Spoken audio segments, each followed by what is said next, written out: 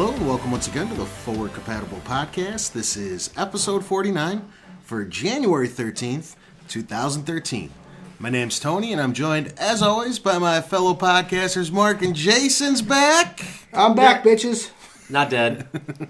And we're in a new place. Yeah, or hopefully permanent place. The place that we've been hinting at for the better part of 4 months now. I don't know, probably like between the moving and probably the thing, and it's finally painted, and Jason feels better. And Not really. I'm alive though. This is it. It's actually quite cool. We should take some pictures when we get a little bit more established and show you guys the room. More nudies up too. We need that first. It's actually quite cool. Jason had this excellent idea. We put up these Batman-esque piece of paper that we're actually gonna have people start signing. Yeah. As they my Warhols. Yeah, as they come on for guest spots. So it's gonna be kind of cool. It'll be cool to look back on in a couple months time. But aside from all of that, how did your gentleman's week go? I woke up naked. I can't do it again. Sorry. No. So honestly, how'd your week go? I had quite a few interesting stories, but I'll get to that in a minute. Interesting stories like waking up naked in a subway? Not that in a KFC. KFC. Not that interesting. Yeah. It was a McDonald's. Oh, no one wants to hear that. That's just dirty. He just went there to poop and then he fell asleep. I mean, that just happens. I mean, that's just daily life in a McDonald's. My week has sucked. Yeah. I've been sick, horribly sick. Yeah, me too. Horribly sick. Yeah, you were way worse than I was. Yeah. Mine came on the last few days. I was talking to these guys on Friday. Smoking doesn't help. No, it doesn't. Stop it. But do you hear this sexy, raspy voice now? I sound like I'm a not hearing it. 43-year-old woman. Had to be a woman. Like a cougar. Me, I went on Wednesday. I actually went to go see the Book of Mormon. Yeah, you told me about that. Which was freaking hysterical. Yeah, it's here for a few more months. We got it for too. It's here till like September. It's really good. So wherever you are out in the world, if you have the opportunity to go check it out, I'd highly suggest it. It's actually fucking hysterical. It's really, really good stuff. Yeah, I've been planning to see it. I was just see it a long ass time ago, and I just haven't gotten around to it. Now I'll have to do that before it goes off Broadway, or at least I'll have to travel for it. So. And then Friday, I actually had another first. Anal. No. Well, I actually ate lion meat. What? Where do you get that from? Back alley. Yeah, I know, right? Africa. No, seriously. I He's gonna come back and eat human next week. What'd you have?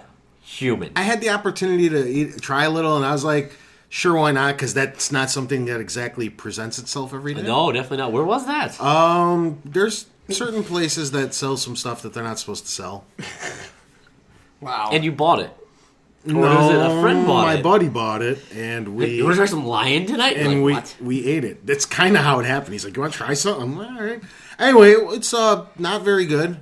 I don't think it would be. It's really gamey. Yeah. Well, I mean, lions aren't known to be like beefy. They're always very thin and I mean, they're very muscular animals. These could have been like zoo lions, though. they just shot them. They ran away. They ran away. I don't know what happened. They really fattened them up first. Counting the $100 bills. Ran away. We did have that lion that died at Lincoln Park Zoo. That's what it was. Back. There it is. That's where it came from. They refrigerated it until it was ready to go on the black market of meats. I didn't know that existed.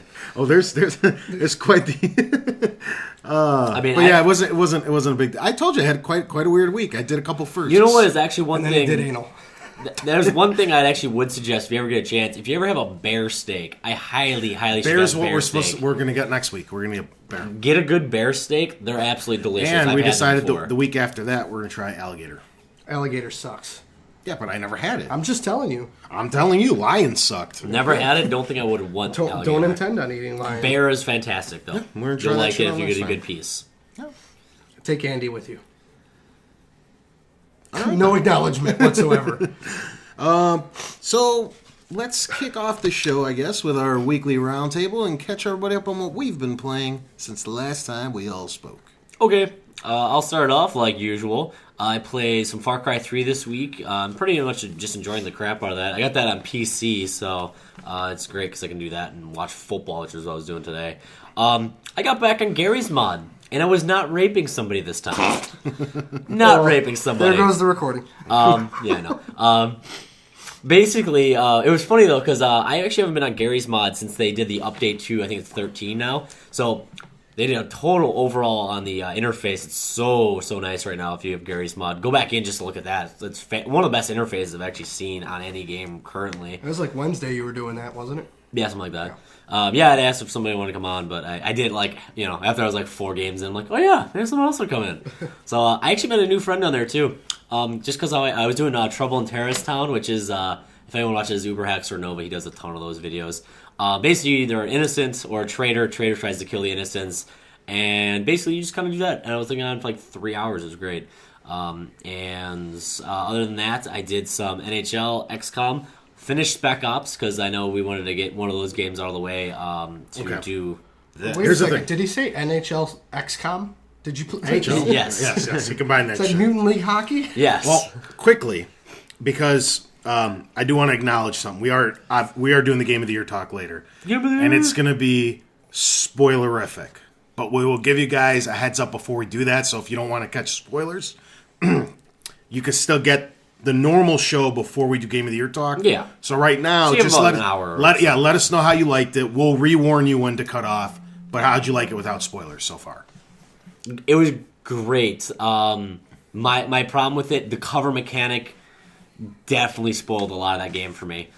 It's not really blatantly obvious of how bad the cover mechanic is until the last maybe 2 or 3 hours in the game. It's like, I don't know what it was. They changed up like how they did the cover, I guess, and then it just got atrociously bad. Yeah. It just wasn't doing. I'm a hardcore gamer, so I can do controls and everything like that. That thing was just broken at times. Isn't it exactly what I fucking said back in the day? But I'm like, dude, the game is broken as hell, but it's so fun. The first maybe 5 hours of that game, you don't even notice the cover mechanic because it actually works well. I don't know what they changed, but it broke the last 2 or 3 hours of the game. All right, that I didn't notice, but yeah. Yeah. I just remember it being bad the whole time, but they may have patched parts of it. I don't know. Possibly. I did get super drunk one day, and I played Peggle. Game's amazing while drunk. And I did some trials, and that was basically my week of gaming. Nice. Well, besides, blowing my nose every 30 seconds, I managed to get a little bit of gaming in. I did some Retro City Rampage. How do you like it? I've seen some people take an interest in it. I'm actually enjoying it. Within the first 5 minutes, spoilers, you fight the Ninja Turtles. They pop out of the sewer at you. That's kind of cool. It's fun. Is it like a side-scrolling shooter? Or? Top-down, it's old school Grand Theft Auto, 8-bit, cheesy. But I mean, if you did grow up in that era, it's kind of a nice throwback. I'm catching so many references in that game. It's there's ridiculous. a ton. There's so much 80s stuff in there. It's so cool. Yeah. So way over. Way over. Yeah, Mark's I wasn't born in the 80s. You are now required to wear a hat here because you're the only one without a hat. I do have a hat. I do have an official from our company that owns us for a compatible hat. Nice. I do have swag. Nice. I just don't wear it. Apparently. I also did a few minutes of WWE 13 because that went on sale for $30 and it was sold out everywhere. That's usually what happens. I was surprised when it was $30. I was like, wow. They usually do it usually in January, right around the time that wrestling starts ramping up. Wrestling starts ramping up January. It definitely helped their sales. I can guarantee you got to also figure they're almost over the hill as in terms of going to the next getting closer year. to 14, and they want to get rid of. Well, we don't know now because THQ. Was making someone will pick up the WWE license. They're still in development. I don't know. Development hasn't stopped at any of the games. I do apologize. I didn't keep up as much, but I do want to throw an interesting fact out there. Do you know that one of the creditors for THQ is actually WWE? They lent them $45 million. Yeah, oh, wow. They know that. Vince McMahon is one of the most upset people that THQ went under because he says they owe him about $25 million. Yeah. Ooh. But yeah, I did a little bit of that. Does he get paid back for that, or is he kind of just if they go bankrupt, he's done. If he might pick up the rights to his own game himself and take Ukes, who knows? That's true. But I was saying the new DLC came out for that this past week with a couple extra wrestlers and some moves. Worth it? Yeah. I bought the season pass. Yeah, I know you when didn't it came out. If you didn't buy season pass, would you have bought it? Yeah, because it's got a couple of current champions. Okay. That weren't champions when the game released. So No, it's a nice. Is it some update. of like the newer like wrestlers, or were they just not in the league in time to be put in the game? They gave you Layla, who's a diva, for free. Antonio Cesaro, who's the United States champion, he's a newer guy. Okay. Damian Sandow, he's a newer guy. So basically, they didn't make it into 13, so then this kind of they got them in. Then they gave you 20 new moves, so some updated moves, and Chainsaw Charlie / Terry Funk. Cool. Yeah. So that was pretty cool. My big thing for the week that I did is I deleted my game save for The Walking Dead. Because I only had made it to chapter 2. Okay. So I started over and I got all the way about to shun through. him. No, I got all the way through chapter 3, 1 through 3 in one sitting, to catch myself up on it. Okay. I was trying to finish it, but I just ran out of time. You got this week. Yeah, I've got a little bit more time, but definitely wanted to sit down and spend some time with that, especially leading into. I actually really like the length of them. Like literally, I would sit down and do one episode. And They were almost perfect. For yeah, a it was sitting. almost perfect for one sitting, and that's why I actually liked it. And I mean, if you do decide that you want to marathon them, kind of like what I did, they flow very well. You know, they've got nice ups and downs as a whole game to kind of give you a break. You know, intense moment, give you a break.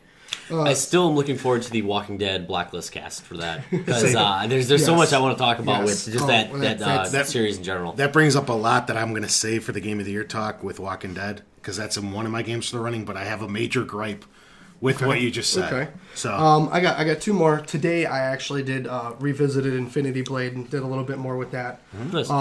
And then There's a second one out of that already, I believe. there's 2, and then there's Infinity Blade Dungeons, but I don't care for 2. I have it. I like the first one for whatever reason. It's just more simplistic, and it's a more kind of Mobile games shouldn't be very complicated. Exactly. They really shouldn't. It's something that, like, if I want to sit and play for 20 minutes on my lunch break, I could do that. And speaking of, because I have had a lot of downtime this week, and it's been kind of hard to keep my attention, I've played several different assorted Angry Birds because they've had updates this week. Especially to Star Wars. Yeah. They gave you episode 6, finally, I believe. Yes. But yeah, that's I downloaded it, it. haven't played it yet. It's actually I'm not a huge Star Wars fan, but next to the original, it's probably my favorite Angry Birds, and I've played, I believe, all of them except Rio. I just didn't have an interest in that one. Yeah. But yeah, that's about it for me for this past week. excellent. As for myself, I did a bit of the Gears of War 3. I actually started Bully. It's one of the few Rockstar games that I missed.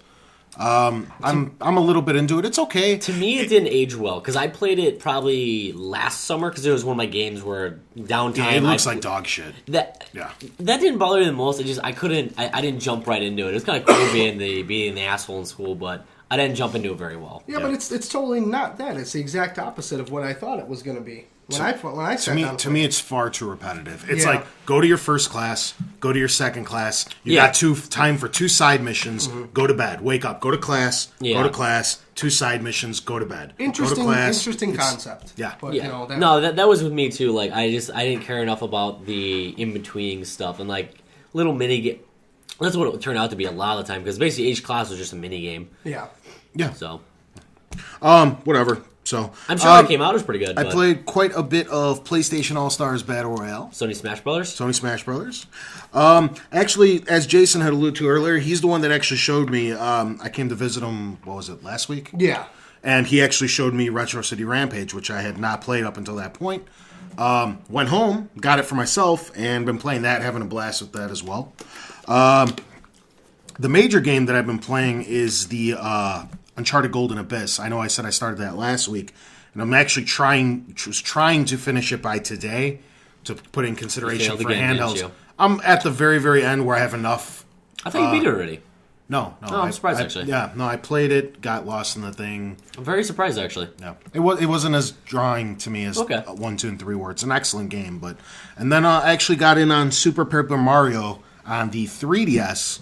Because I wanted to take that in consideration because I heard nothing but good things of that as well for the portable game of the year. Aside from that, I actually went to my buddy's house this week and I brought my modded Xbox over there and we had a retro night where we played dozens of fucking games for a few minutes here and there. So many games. And then they did it. I mean, you keep switching from emulator to emulator, so that was a big fun night.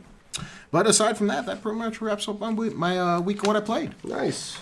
Cool. So, you know what we should happen to? News! Snooze. Cool.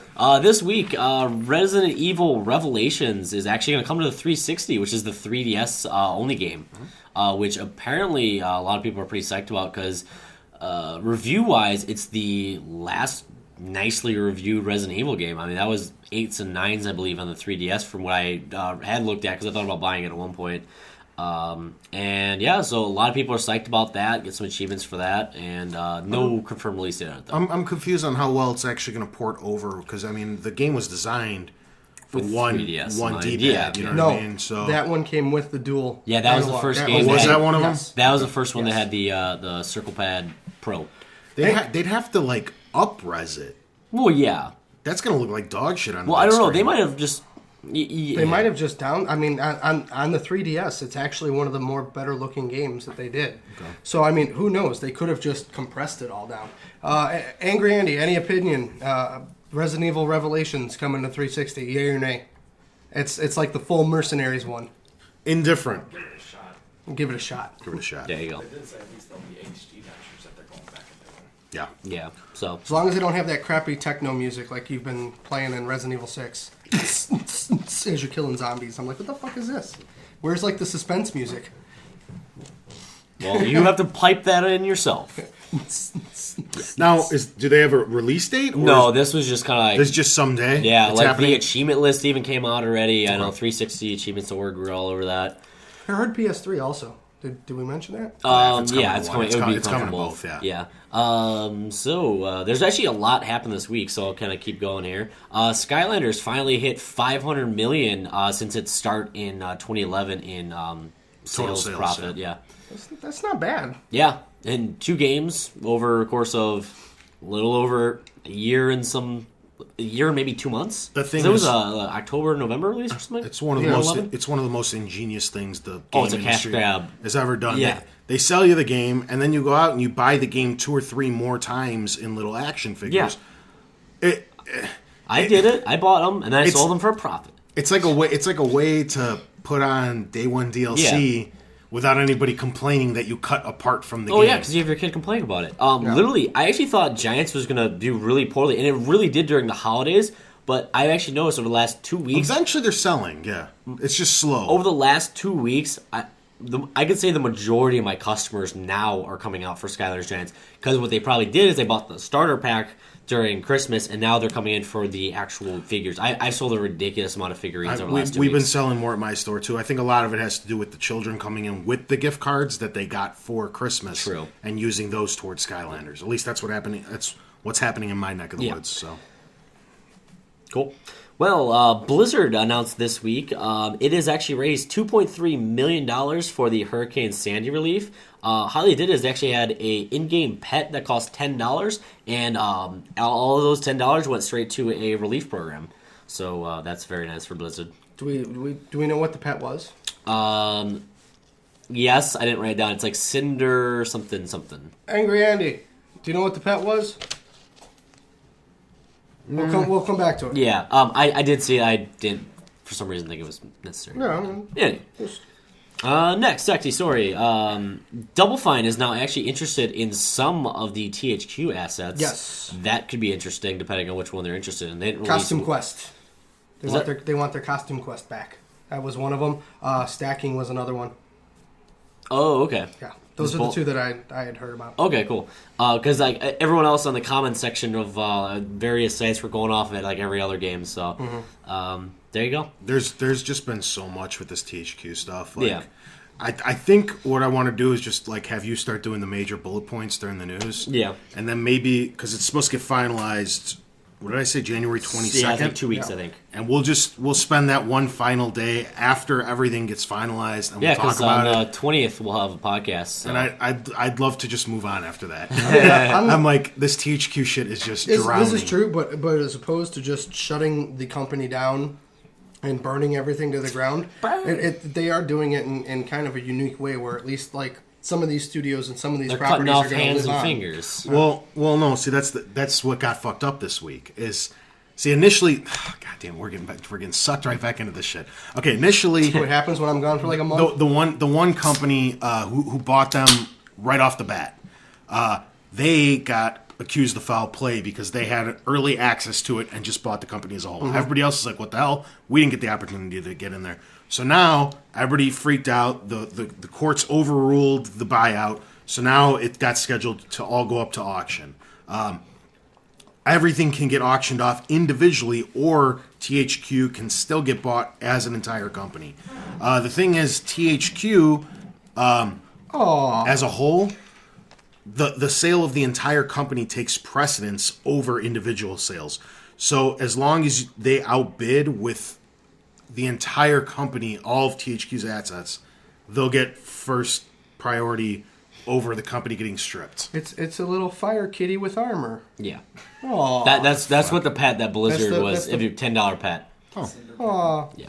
Cinder Kitty? Cinder Kitty. Is that its a name? Yeah. Yeah, so it's Cinder like Cinder Kitten? something, yeah. Cinder Kitten, Aw. yeah, that's part of it, right? Hello, kitty. He's petting his phone. And his fever is now at 106. Yeah. I was up to 104. Yeah. Yeah, so there you go. Fuck it. Yeah. We'll talk about THQ. Oh, later. yeah, THQ's, we're not done with them for at least Another a month. That's why I don't want to keep rehashing the same shit every yeah. week. It's like, ugh. So next thing, don't get rid of your Walking Dead saves. Telltale is actually currently looking into how to import those very saves into Season 2 of The Walking Dead. So if you're done with it, need space, go delete something else. Spoilers. I don't see why that would ever be the case. Game saves are like Yeah, I know. nothing. Maybe if a 4 gig Xbox or Yeah. maybe a 20 gig PS2 or I PS3. still have my game saved for Ghostbusters, and I haven't played that in like 3 years. That's what I'm saying. I They've have got some game old saves that I haven't popped in since 06. Yeah. So, whatever. That's still pretty cool that they're at least going to try to carry it over. And I know we've kind of mentioned that they were saying that there was going to be a season 2, Yeah. but it's pretty much set now. I don't know how well it's going to work. It seems kind of weird to me because if you ask me, this cast of characters, without spoiling anything right now, that story to me is done. You don't need, like, how are you going to incorporate whatever it is these I think season 2 should just be a whole new group of people. I agree. Start a whole new story. Why does my decisions from this group of people affect? Yeah, I agree. Unless they're going to take the same people from group 1, but I don't necessarily think that would be the way that they would do it, but your decisions from one could affect the overall world and environment.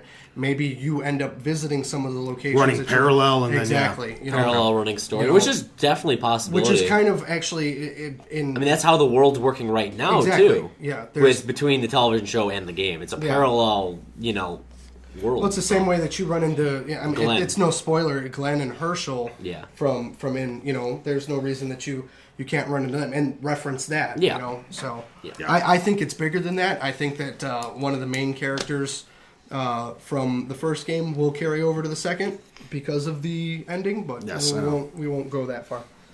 we will later on. Yeah.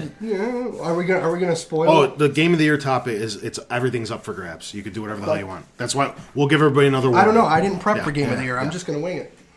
Alrighty, next sexy story. I asked everyone here to look at the Cyberpunk 2077. I don't know if Jason did. No. Nope. No. Sad. I'm just going to ask about reactions. I watched it. Every major website, I'm pretty sure every major website reported on this week at least 2 or 3 times because there's hints of other games in this same game's trailer. So what did you think about it first off? It is the definition of meh. Really? It's like, this is why the word meh was invented. Really? Yeah. I mean, it's probably It's a chick on her knees. Yes. Just sitting there. just taking bullets to the face. Just bullets are getting shredded. She's Well, it's cool because she's literally just kneeling down. the way they did it though was kind of like Maybe I'm gonna go watch it now. the way they did it was kind of a cross between a Dead Island where it was fantastically beautiful and everything was basically paused but not really. It was in like 1/100th Ridiculously of a slow- second. ridiculously so basically, you're slow watching motion. bullets go off of her and smashing, and then like after that, there's some. It almost kind of reminded me of like a Halo as well, because like it did those Here we go. those We're far gonna, away we're shots. gonna do live reaction from me because I didn't watch it. Okay, I mean we did those far Hey, look, away there's shots some- where it looked like some it was writing. like the figurines and stuff. So I even got like that look. It looked. It's gonna be a game that. I didn't some get eyes. I didn't get any of that when I saw it. I was just watching a chick just stand there, and some bullets hit her shoulder and bounced off. Oh, yeah. It looks Oh, like oh. fucking lame. Oh, right off her face, it explodes. It looks really good. Yeah, it's like, supposed to be a 2015 release. but none of that. Okay, that's what I was saying. Yeah. None of that shit's in game. no, that So is. what does it matter? Well, see, that's the only reason I was to bring Oh, up is hey, this look, is. there's a Hellgast. I almost guarantee you this is like. That's what I thought when I It's a saw it. Hellgast with a hammer burst. That's what his gun looked like a fancy hammer burst. Yeah.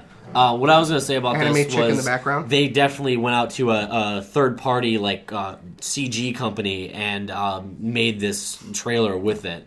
I mean, it shows nothing of gameplay, but I mean, it is a phenomenally nice looking. Like everything about it looks very nice and high definition. The song that was playing in the background was pretty cool. Let's turn it up a little bit. All right, this is going to make terrible podcasting. It is. Right now. It is. Shut up. So let's I'm mute watching that. it.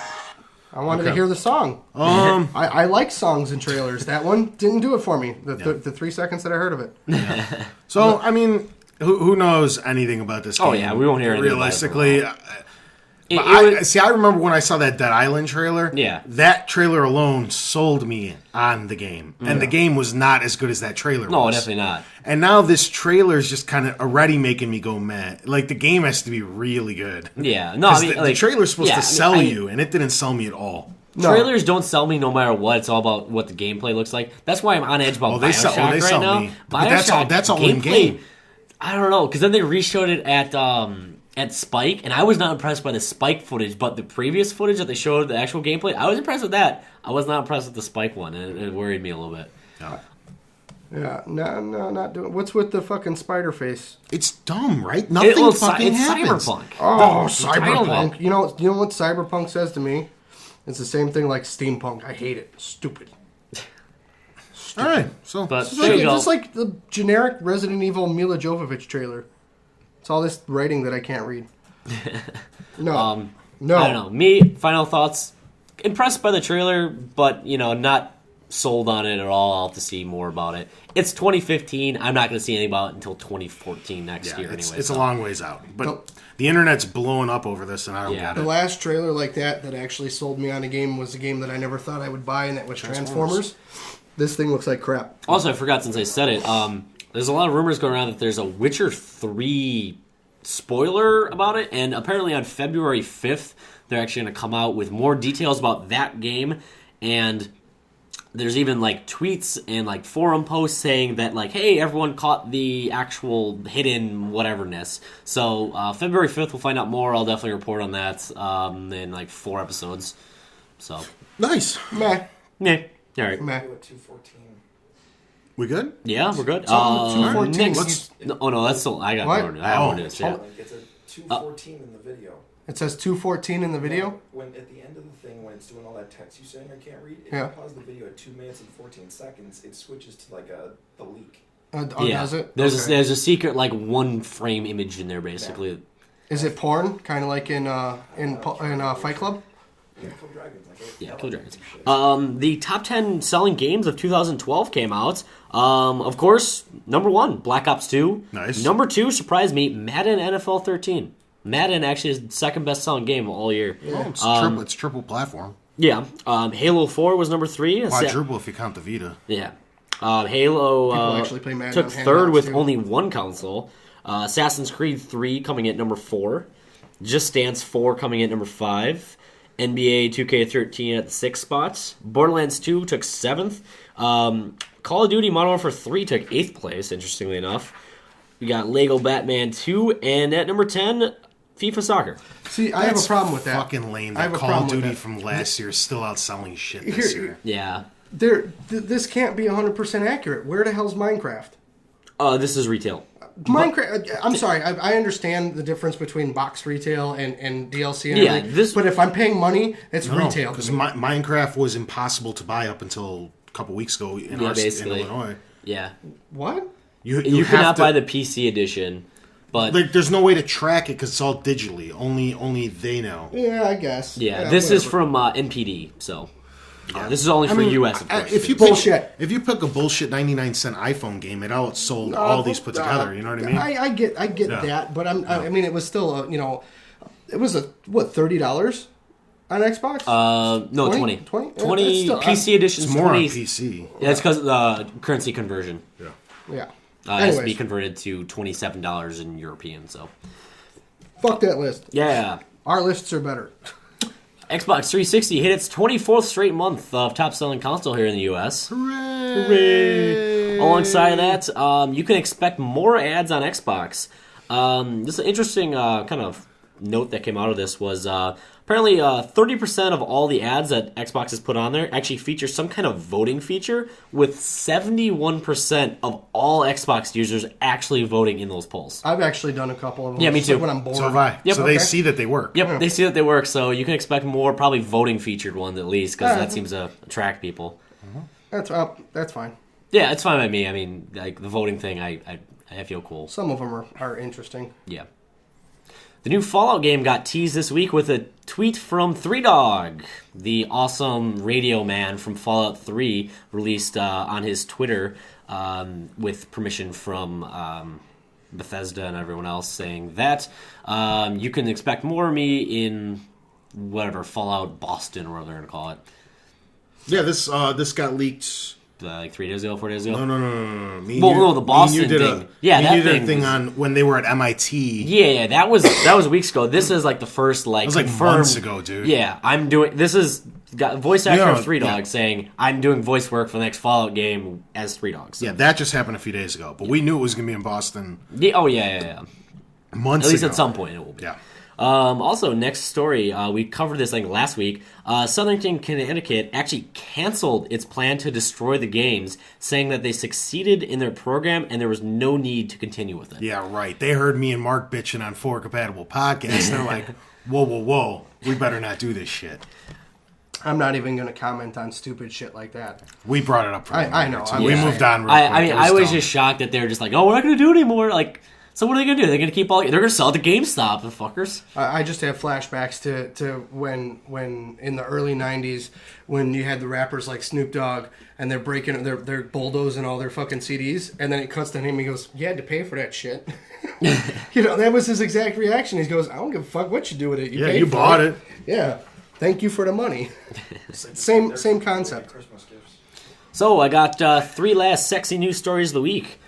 There was a new console released revealed, I should say, this week. Do you know what it was? That little handheld one that looks like an old school Nintendo controller. I don't know what it's called. It's called Project Shield currently Yes. by NVIDIA. Oh, It we're not runs. talking about the same one. Oh, then there might have been 2. This is the only one that looked cool and was for portable, I guess. No, I mean, they did a bunch more news. I know exactly what you're talking about. It's like what they thought the Steam box was, but it's really this other company that Steam's supporting. So, yeah. Anyway, this one's cooler. It has runs off Android, like I said, has a 38-hour battery life. It is actually basically, if you want to imagine it in your head, it's a 360 controller, a little bit more squared off, with a television screen attached to the top of the controller that will do 720p, has an additional HDMI port that can support up to a 4K television. Now, wait a second. You said 30-hour.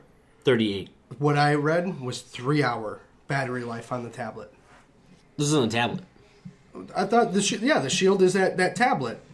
I have 38 hours. I saw 3 when I was watching CES.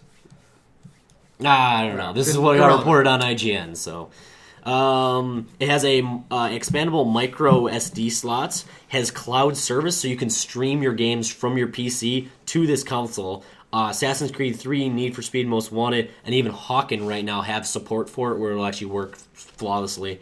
The 4K televisions, don't matter now, but a few years down the road will be pretty awesome. And basically, it's going to have the exact same power as the PC because it's using the new Tegra chips, along with whatever the hell else. I mean, their main thing is that it's going to be able to support 4K, if you ask me, which I think both the 720 and the PS4 will do when they come out, because that'll be their way. Because when the PS3 and the Xbox 360 came out, 1080 wasn't exactly normal. Yeah. by the time this way you're prepping into it, so throughout your 7 or 8 Yeah. years of your console's life cycle, you're ready for the next generation of televisions. Because right now this thing is starting at $500 and has a $1,000 model. They have 2 models, $500,000. So gaming PC right there. So yeah, it sounds interesting. I haven't seen this. I just heard from what out of your mouth. yeah, But whatever. We're both wrong. what was it? NVIDIA promises between 8. 5 and 10 hours of gaming for the Shield. Fuck you, and IGN. and up to 24 hours of HD video playback. So they just added IGN. There's like, I know this. They go into here.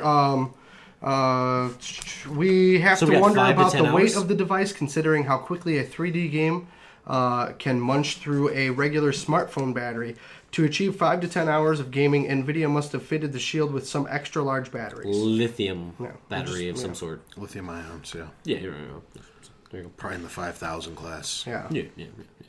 No, I'm being serious. I No, know. yeah. I know. I actually know lithium ion batteries. Yeah, it's Yeah. probably in the 5,000 class. So there you go. Cool. Check it out. They have a cool 2 or 3 minute video intro for it on NVIDIA's site. Some really clear res pictures of it. Yeah, too. no, there is. It actually the screen on there is actually very legit. Yeah. I mean, it's the size of a control. It's a little bit bigger than a controller, but Did we go over the titles Ridiculous. that they've already announced for it? I gave out 3. All right, got Assassin's Creed 3, Yes. Battlefield 3, Borderland 2, Dishonored, Hawken, Portal 2, and Skyrim. Yeah. So those will right now running seamlessly on it from what they had said in the video.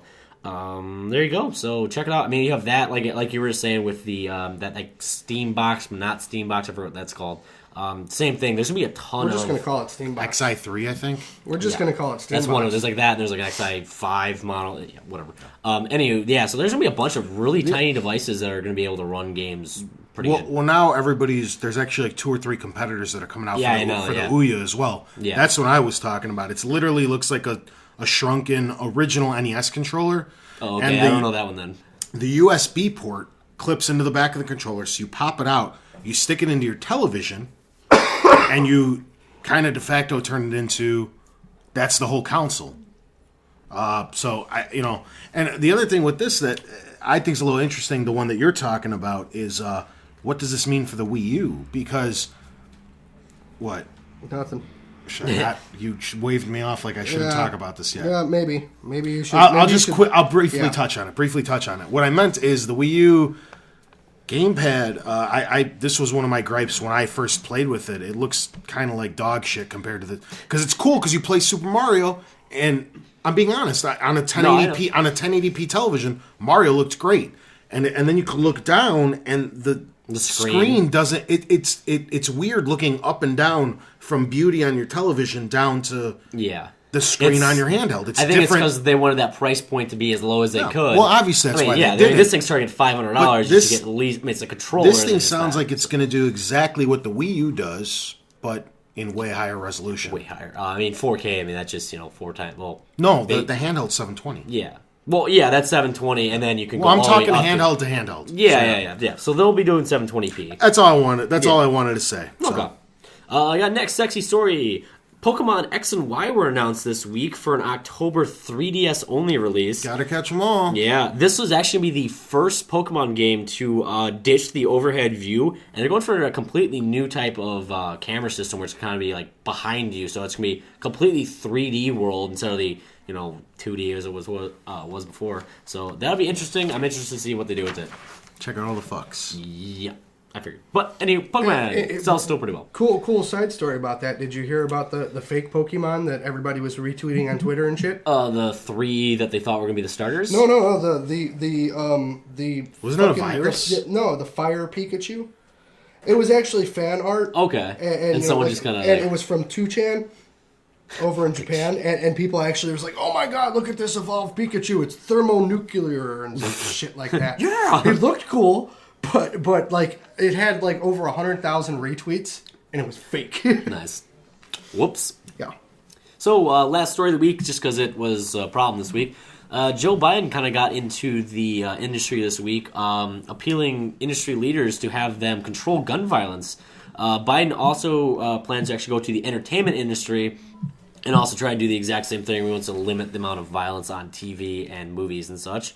Then this week, the Gamers Association actually asked Biden to not blame video games for the Connecticut shooting, and ECA Vice President Jennifer Mercurio urged Biden to support the public's constitutional right to access and buy games and not to blame the media for the recent tragedy. And she was quoted saying, with the recent tragedy on everyone's minds, some people are looking for a cause and culprit other than the shooter. Mercutio said in an open letter, unfortunately, some are blaming media, including video games, for violent behavior in individuals.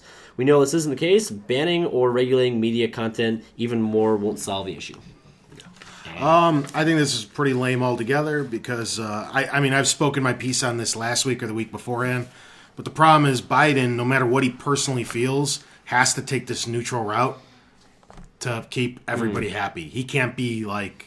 Somebody that high up can't be super one way or the other. They have to just kind of be like, well, let me hear out both sides, which is kind of more or less what he just said. I know he has to have like this huge report done by the end of the month, so that's, he's got to go around out talking to people. I don't think anything's going to come of it, personally. I don't think so either. I think he's going to rule in our favor, and by our, I mean gaming as a whole. I don't think they're going to find any correlation. There's if you do, you can't limit it as well. They won't, because the thing is that there's been studies, there's been tests. It's just the very anti-video game people choose to pretend that these tests haven't been done. They're like, oh, we're trying to gain momentum to get some tests done. There's been hundreds of tests. Yeah.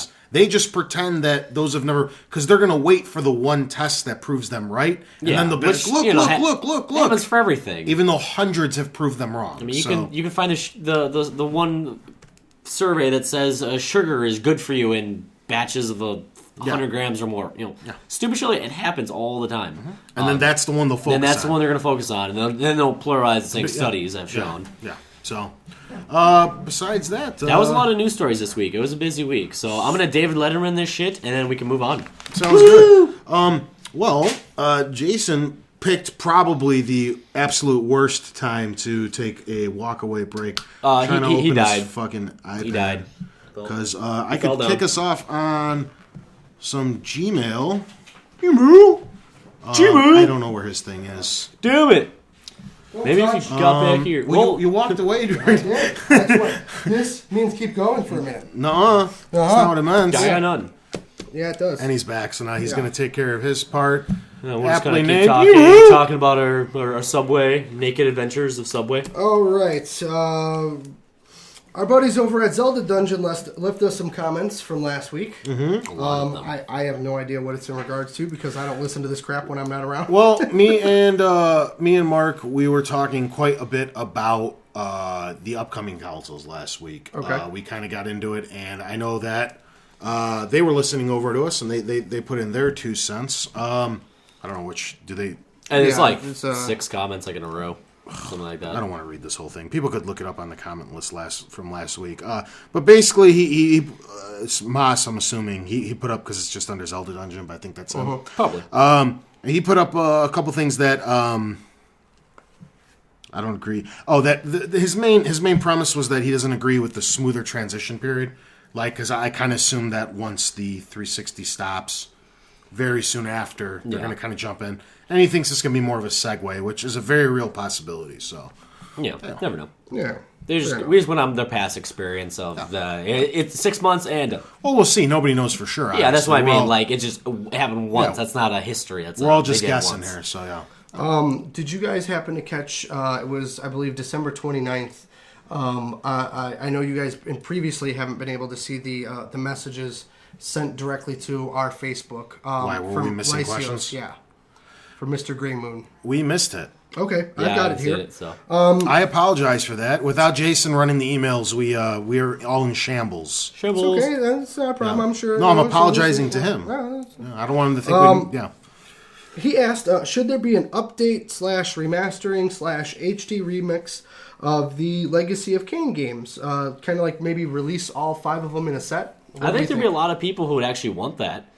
The thing, I never did any of them. Me personally, I don't see it happening because those are some of the few games that are already available digitally on the store. at least on the PlayStation Store. What that typically indicates is those are the ones that they're not really messing around with, because if they already offer it digitally for the $9.99 or the $5.99, because PlayStation Network varies on the games depending on how popular they are and their pricing. But if they're already up there, they're typically the games that they're not going to bother to HD Well, res. did they ever do that with like any of the Sly, the Ratchet and Clank? Did they have like any of them up already before the HD? No, okay. That's what I'm trying to say. That's okay. That's what I was trying to check. The God out. of Wars, nothing's available that was eventually or has gotten HD'd, because then the HD version is what becomes available digitally. Yeah. They typically stick with the ones they know. They like. I think people don't want to admit it, but I think it's finally settled now that Grand Theft Auto 3 finally came to the PlayStation Store. I think it closes all possibilities that the thing's getting an HD res. No, that wouldn't do that. No. Well, everybody was hoping for it, and see, that's what I'm trying to say. Yeah. Like, as soon as it gets put in the PS1 and PS2 classic section, I think you're done. You're not getting an HD remake. No, that's my personal opinion. I actually didn't know people wanted that. Literally, a lot of people want all this stuff. No. I think it'd be great. That's one of the few games I would not want an HD collection of for some reason. Which one? There was so much Grand Theft Auto. There was so much charm in how low res. I mean, Crab hands. yeah, there was so much charm that came out. I would not want Grand Theft Auto 3 to look like 4 or better. I actually would not like that. I'm actually okay with that not being. I don't really care about it, that series at all. But Legacy of Kain, those played them all. Those would be interesting. But like I said, I don't think it's happening personally. Do you guys have any thoughts on that or no? I mean, I'd like to see it. Yeah. I think it'd be cool. Or at least some type of set. I mean, they don't even have to do like an HD upscale or anything, because they released plenty of older games looking crappy like they did. Yeah. I'd play through them again. It's been I don't even know how many years since I played one. The first few were on PS1. So I mean, That shit's old, I'd dude. It's like revisit them. 95. Yeah, I'd revisit them. Yeah. Cool. All right. Epic Beast asked a question to you, Tony. What's up, man? It says, do you play Minecraft? Oh, this is an easy one. I do not. I always meant to get into it, but it seems like such a ridiculous time suck that it's always one of those things that I'm like, I'll grab it next month. And next month keeps coming, and I just never grab it. I've played it before. I've played it at Jason's house a couple times. I've played it on PC at my other buddy's house.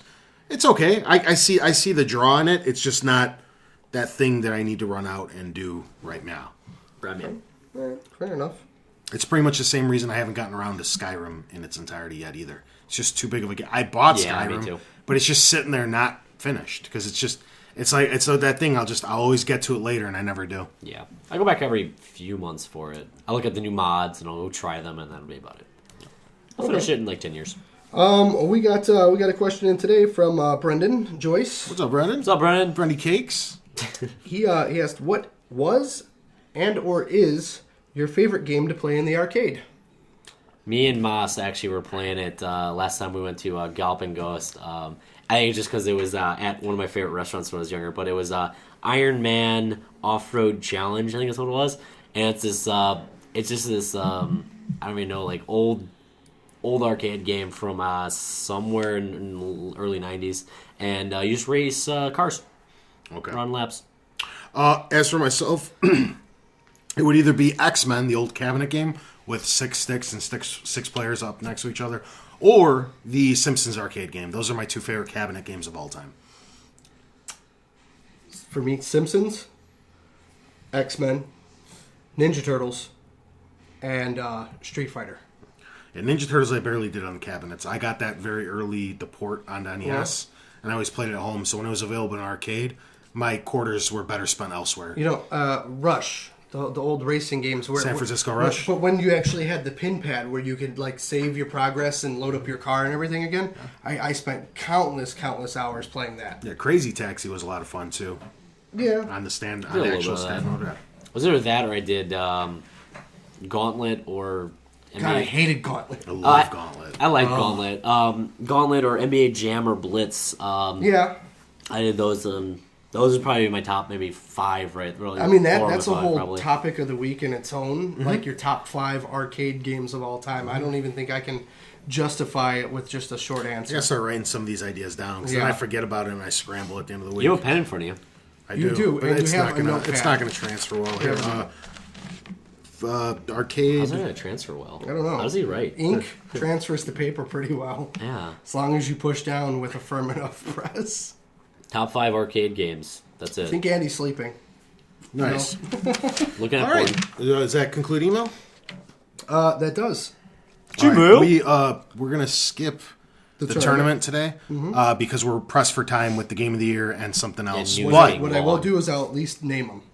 okay, How about that? And what we're gonna do is next week. I don't know if you guys caught this from 2 weeks ago-ish. Me and Mark decided Yeah. that next week we're gonna do an extremely extended segment on the tournament to make up for Jason's absence the last few weeks and today as well. Jason's and death. We'll knock out 3 or 4 Yeah. things and catch back up. Okay. Cool. I'll just run through them really quick just so people can give Get us their ready for opinions. what's coming up. Yep. And we'll finally... Are we in you know, round 2 or round 1 still? We're still on round 1. We're at the Okay. very, very tail end. We've got 3 matches each left in round 1. Okay. We've got coming up Frank West from Dead Rising versus Earthworm Jim. No. The next one down from that in the hero bracket is Agent 47 from Hitman Nice. versus Sonic the Hedgehog. Nice. In the villain side, we've got Sephiroth from Final Fantasy versus the Witch from Left 4 Dead. That's a funny one. And then one that I've really been looking forward to, we have the Creepers from Minecraft versus Team Rocket from Pokemon. Oh, that's great. So I love the we'll Creepers. probably finish up round 1 next week. We have one much more of each of those left to do, but I want to at least You don't have tease them readily those. available No, yet. I don't. Okay, not a problem. Aside from that, we're going to do... What are we at? Should we save this or do this? Let's we'll take a short commercial break to save. How about that? Well, fuck it. Let's keep going. Okay. Okay, what I think we're going to do is we'll do this. This will be the topic of the week. Okay. We'll kind of run through... This is going to take a long time, isn't it? I don't know what topic of the week is, I don't think. Oh, yeah, I do. Yeah, the top 5 are here, right? Oh, we'll do it now. Do it now? Do it now. Okay. I actually got this idea from... Your head. Okay, yeah. We'll pretend it's my head now. I don't I'm care, only I'll one say it. Coke down. We're doing good on time. I'll say it. I don't know if any of you guys are ever on IGN at all. They have they've been running this thing like their top 10 predictions for PC, their top 10 predictions for Xbox, their top 10 Okay. for PlayStation, Nintendo, and so on and so forth. We're only an hour. Yeah, and it gave me the idea. Well, I think Game of the Year talk's going to take over an hour itself. Your face is over an hour. So. And it gave me an idea to just make 5 overall predictions from each of us here at Forward Compatible. And I thought that it would be interesting to right around. Sorry, we're all poking each other right now. I know you can't see it, but everybody's giggling. fucking messing we with didn't me. comment like how close we are now at this new table. I don't like it. It's Oh, too I think wobbly. that's your leg there. isn't it? Too wobbly. If somebody out there could help us, because I know we're going to be looking back come the end of the year and totally be scrambling for what episode number this is. So if somebody can help us remember, this is the episode. We're going to make our predictions for 2013. And what's going to happen is right around New Year's Eve of this upcoming year, we're going to look back and see how off we were or what have you. Okay? So what we did is we came up with 5 serious ones and like- 1 long shot. This is like fantasy predictions 2013, baby. 2013. Drafted. So, I say we go one at a time. We'll just go in a circle. Okay. So, let's go in our regular order. Mark, start us off. Okay. This is my first prediction. Valve announces a third part to any series. Any series. That could be Half-Life, Left 4 Dead, Team Fortress. I'm trying to think what else it could be. Portal. Half-Life, Portal. Portal. All of them need a 3. Everything's waiting on a 3. This will be the year. And this is like, you know, everyone out there's like, yeah, it totally will be. And the same guy's been saying the exact same thing for the last 5 years. Yeah, I've been hearing about Half-Life last 7 for- years, I've since been hearing- 2005. Yeah. It's ridiculous. What, couldn't it also be episode 3? Yep. Still? Could be. Yeah. Yeah. Could be episode 3. Because episode 3 was planned, and it could be Half-Life. So I got like 5 or 6 games, as long as one of them announced. You got a lot of horses in this race. Yeah, I got a lot of horses. It was good. Okay. All right. My first one is Microsoft will actually announce their new console before E3 and launch before the holiday. Okay. I'm my first one is Yeah. playing it easy. Very, very, playing very it good. easy. Okay. keeping it. Yeah. All right. Keeping it easy. For mine, my first one, I'm going to have the Wii U Season E3 price cut. The two same models will drop $50 a piece. They're going to go to $250 and $300. I hope it drops respectively. $45 a piece. This immediately skyrockets Nintendo. sales, and Nintendo gets back on track with what they assumed they were going to be on since launch. It'll make up for the unimpressive launch. And also, as just like a little bonus on this same thing, I also think with these two new or the same models, but the new price point, they're going to get packaged in with a different game, because at that point, Nintendo Land will be almost a year old. I'm not sure what game yet, but they're going to start throwing in Mario a different free game. Okay. That's just a little side thing. The main one's the E3 price cut. I have to say the only one that Jason's, you're probably on, because I actually think that's true. Out of all of these, I have to say probably Tony's is the only one that's wrong. So far? Yeah, I'm going to say Tony's wrong. Okay. Tony's wrong. I think Jason's right on too. I actually go in a little bit more in depth, but I played it really easy. Yeah, on that first one. that's one of mine too. Yeah, I'm gonna start to go to left field. Okay, don't worry. I like it. I like it. Don't worry about it. It's all for shits and giggles. Yeah. All right. Let's start number 4. Number 4. I say the Wii U is in third place all year long in sales. Behind what though? Well, it would be Microsoft and Sony, I guess. Are you talking total units sold? Total units sold. Okay. Yeah. Like PS3 plus PS3, PS4? yeah. Okay, gotcha. Yeah. Gotcha. Just got to clarify that. Yeah. That's an interesting one. Well, because if it's doing it by if I do it by brand, because then Nintendo the would have 3D, the 3DS alone will outsell fucking Sony. Yes, that's what I mean. So you're I'd saying have the to Wii do, U versus I do Wii U home console versus home console. Yeah, we'll do home consoles overall. I say Wii is because then they get Nintendo stuff. See, I got to disagree with you, and that segues into my next one. Okay, what I'm gonna do is I'm gonna do Wii U versus PS3 versus 360. Okay. And the Wii U still loses next year, even with the new consoles. Yes. Excellent. I like it. I like it. My next one is that I expect by the end of the year that the different models combined of Valve's quote-unquote Steam box, this system that they're putting together, will outsell the Wii U. The Steam box outsells the Wii U. When you take into account how many people, the user base of Steam, okay? 5 million online when I left my house. Okay. So I'm the only one that thinks the Wii U is actually going to have a good year. Well, I'm just saying, Yes. with how many users that they have, and then the mass appeal of this potential of being able to play your Steam games on your TV with big box and all this other stuff combined, that it'll do better than the Wii U. Interesting. I disagree with that though. Well, we'll go Yeah, round by yeah, round. yeah. Okay. And my number 4, if we're counting backwards, or number 2, depending on how you're looking at it. The game developer Insomniac, who was up until recently under Sony's umbrella. Their new game, which we've talked about before, Fuse, which used to be called Overstrike, and they changed the name like a bunch of dumbass. I think this game bombs. Overstrike sounds stupid though. Fuse sounds better. I'm a huge Insomniac fan. I think it's the other way around. But whatever. See, I'm a huge Insomniac things fan. These are the guys who make Resistance and Ratchet and Clank and all that. This is their first multi-platform game. It's the first game that's going to go over to Xbox. I think it's going to be an excellent game, but it's going to get lost in the shuffle. And what this means is Insomniac pretty much runs back to Sony with their tail between their legs, because this game is going to bury them without Sony coming back and helping them out financially. They go back to the safe play, and they go back and make another Ratchet and Clank. I think this thing fucking bombs this year. Okay. And you'll never have another Insomniac game on Xbox again after this thing bombs. Okay. Okay, so now you disagree with mine? Well, this has to go to number 3. Yeah, because this is one of his... This is actually one of mine. Okay, go ahead. All right, my number 3 is that the Steam box flops. The reason I believe this to be true is that most people who are using Steam already are either tech savvy enough to just hook up their PC to their TV, or the fact that they just don't want it or care about it right now. Like I said, I have 5 million... when I went offline, there was 5 million people who are on Steam who I'm assuming nearly all of them are happy the way Steam is right now. Steambox will bring in people, but for the most part, their clientele, they're already used to the way that they play PC games. That's why I say I don't know about units for this. What would be a flop or pass, but I say it flops.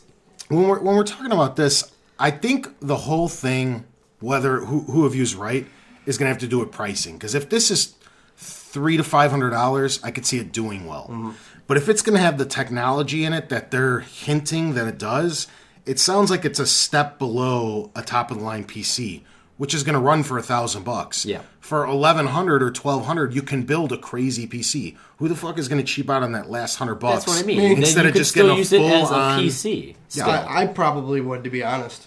I'm just saying. I mean, I'm just saying from my perspective. yeah, If this I get thing, you. if this thing's $300-400, I would have loved this before I built my PC. Yeah, that would be perfect for this. you. I was this demographic. I Yeah. was who they were going after. But now that I built this fucking PC, it's That's like, what I mean. This Like, thing's going most to be. people who it's- are playing the games right now have a PC that will do this and more, and they have it built already, and they don't have to worry about the new Yeah, tech. for me, it's more money and a downgrade. And if this thing's close to $1,000, $700, $800, $900, Yeah, no, I there's don't no think way. it's selling. That's why I love Valve. I'm a huge Valve supporter. I just don't think this was, a It might work successful- out. Yeah, They it might might- work out. I think really hope it does. On the flip side, somebody who used to be a PC gamer, myself, who no longer is, I know. You got that I- little I- Mac Yeah, Mini. I got the little Mac It's like Mini. almost a computer, but not really It at all. serves its Still, purpose. It's just a little guy. It it's a is. little guy. There's text files. Which runs most of the games that I play fine. Yeah, all those games from 2005. Shut up. You get slapped. But I would like something where I could play PC games Yeah. that I normally wouldn't pick up on my console on my TV and not have to configure and do all this other shit. The reason I converted to Apple is because I don't want to deal with that shit anymore. I don't want to upgrade things. I don't want to have to tweak settings. I want them to do that. Preaching for to the me. not choir. gonna You're preaching do- to the choir. I hate. Yeah. That's what I pisses want me them- off. I want them to do it for It's me. not now. going to do MMOs though, unless they're because like I don't- The one I'm thing, retired yeah, from MMOs. This is true. This is the one Don't- thing. It's been like 3 weeks without Yeah. any mention of City of Heroes or anything I like didn't say that. anything. No peeking. I was just seeing if you read number 3 or not yet. No, not Yeah. yet. But with this, I mean, the only other problem with Steambox for me is it's not coming with. As far as I know, you either have to have your own keyboard or does it have a keyboard with it? I haven't really seen that The yet. Steam box is Yeah. going to pretty much run off an Xbox controller. That's what I thought. That limits you to certain PC games as well because they'll have to have controller Well, support. see, I know you get the majority of Valve them. is starting to make everybody do it, and they're going back to the old games for And the big doing it as well. for big picture mode, and they're starting to implement. Okay, I knew controller they were support starting for to do that. everything. And depending on what MMO it is, some of them actually. Well, can I know run the Guild controller. Wars would And do the completely fine the with that. thing's Guild still going to Wars, have a DCU, it's still yeah. going to have a USB port somewhere. Yeah, that's what to I run a figured, yeah. keyboard. So Yeah. So With my old computer and the Mini, when I was playing PC games, you can ask Andy. I played them on the TV. That's I sat on my couch. I had my little gaming chat pad and everything, and that's how I played. Yeah. And I'd like that experience back again. I don't want to sit at some desk Yeah. and play my games. So I mean, I do hope they do well, but that's just me. okay. This is the one that I know I'm going to get shit for. Okay, I think this Ready. year we finally see the decline in Call of Duty. Really? Yes. Well, what do you mean by decline? Because technically they've been declining for 2 years now. They've been declining for 2 years, but didn't Gee, I think A drastic drop-off, A so to drastic say. drop off because just like any past franchise or fad that we've gone through, it gets so big that finally it's just going to Saturation. It hits exactly saturation. it's going to drop out. They're not going to do enough to change the series. Okay. That people are finally going to say, you know what, I'm fed up with this.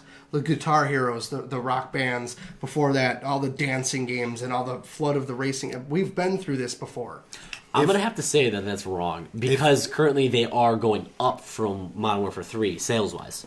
If this was next year's, I totally agree with you, but I feel because I think the new consoles will be out by this fall, everybody's going to want to experience it. That's part of it. On I the newer don't think they're consoles. going to do enough to push those new consoles like everyone would expect. So you're going to go out and you're going to buy I don't a say people. 720 or a PS4. I don't think people are buying the consoles for it. No. It's just people are going to want to see what Call of Duty looks like in And higher resolution. And I don't think they're going to push that. I think they're going to cookie cutter it and to keep costs Up-res it, low yeah. and keep it straight across the board. And with the new consoles and with things like Halo and the innovation that they've changed, they've kept the franchise the same, but they've been able to change it in a way Yeah. that it's fresh and new. They haven't done that with Call of Duty in years, and that's I've actually heard the argument that this Call of Duty was the best one that they've made in like a long years, time. though. It is. and once you hit that peak, it's kind of hard to keep Oh yeah, going definitely. up from Yeah. there. I mean, look at So, Madden. Look at Madden that's- reviews. and And that's- they had a good one, probably like 2000, maybe It 8 or took 9. like 4 years for them to get them right again. Yeah, and then literally it's just been going down. Like 13 was like a little bit uphill, but yeah, this their is what reviews this have been all is over the what'll place. bring me back to a Call of Duty or a Battlefield is because it's going to drop, and they're going to force innovation. Then they're gonna have to change it up enough where somebody like me will want to come back and try it again. It's It's very interesting because I agree that it is coming. I mean, obviously, you're not going to go from 1 year selling a gazillion copies to the next year only selling 200,000. Not that. There'll never be that big of a drop. Not that much of a but drop. I agree with you that the big drop off is coming. I'm just not sure if it's coming this year. I'm even saying possibly in the reviews because there's only so much time that you can just remap and reskin and keep pushing that down people's throat. Madden is a perfect case. They're still using the Modern Warfare 1 engine. I understand, and that's my point. Is like, come on, guys, time to do something different. Is it me? Yeah, you're okay. on number 3. Number 3. The Vita finally receives an E3 price drop. It'll drop $50 to $200 flat. This is also accompanied. C3. This is accompanied by so you get price. anal at E3. This is accompanied by price drops on all of the Vita memory cards, which everybody knows are ridiculously overpriced. And I also feel that this it'll come with a slight redesign, like they used to do with the PSPs, where every year and a half they came out with a little slimmer, a little lighter, a little more plastic gear. And I think the new one's going to come with a couple new add-ins because I think they're starting to realize they made a couple small design flaws, like there's only one memory port, which I think there should be 2. Maybe a little plastic container to hold a secondary game or something. Because right now you're limited to 32 gigs, which isn't much in nowadays. That's 5 or 6 big real games. You know what I mean? And especially with PlayStation Plus coming out now, and then PlayStation Plus screws it up. And they're throwing you huge free games. I think they realize they have to up it. So it may be the same slot, that 32 gigs, but maybe now with the redesign, it comes with another internal 32 gigs. Because right now it has no internal memory. That'd be nice. So I'm thinking of like whatever how they did the PSP 1001. This would essentially be the 2001. Yeah. That I Same think thing that's with coming, PS3. and it'll come with a $50 price drop. Cool. That's what I think's happening with the Vita. I don't necessarily disagree with that. I think it's time. I don't know about E3, but maybe sometime this year. Say sometime right this before year. holiday, because that generally seems when they like to do it. I'll change that to either E3 or even PlayStation Destination. That's a possibility too. Yeah. Moving on from that one, yeah. Just sometime this year. I'll switch that from E3 to sometime this year. Sometime in the next 365 days. My number 2 is the PlayStation 4 announcement will be at Destination PlayStation. I'm saying a $400 model and a $500 model that will be out sometime this year. Interesting. That's one of mine later, but it goes very well. Okay, I'll wait. We'll compare. Okay. Contrast and compare.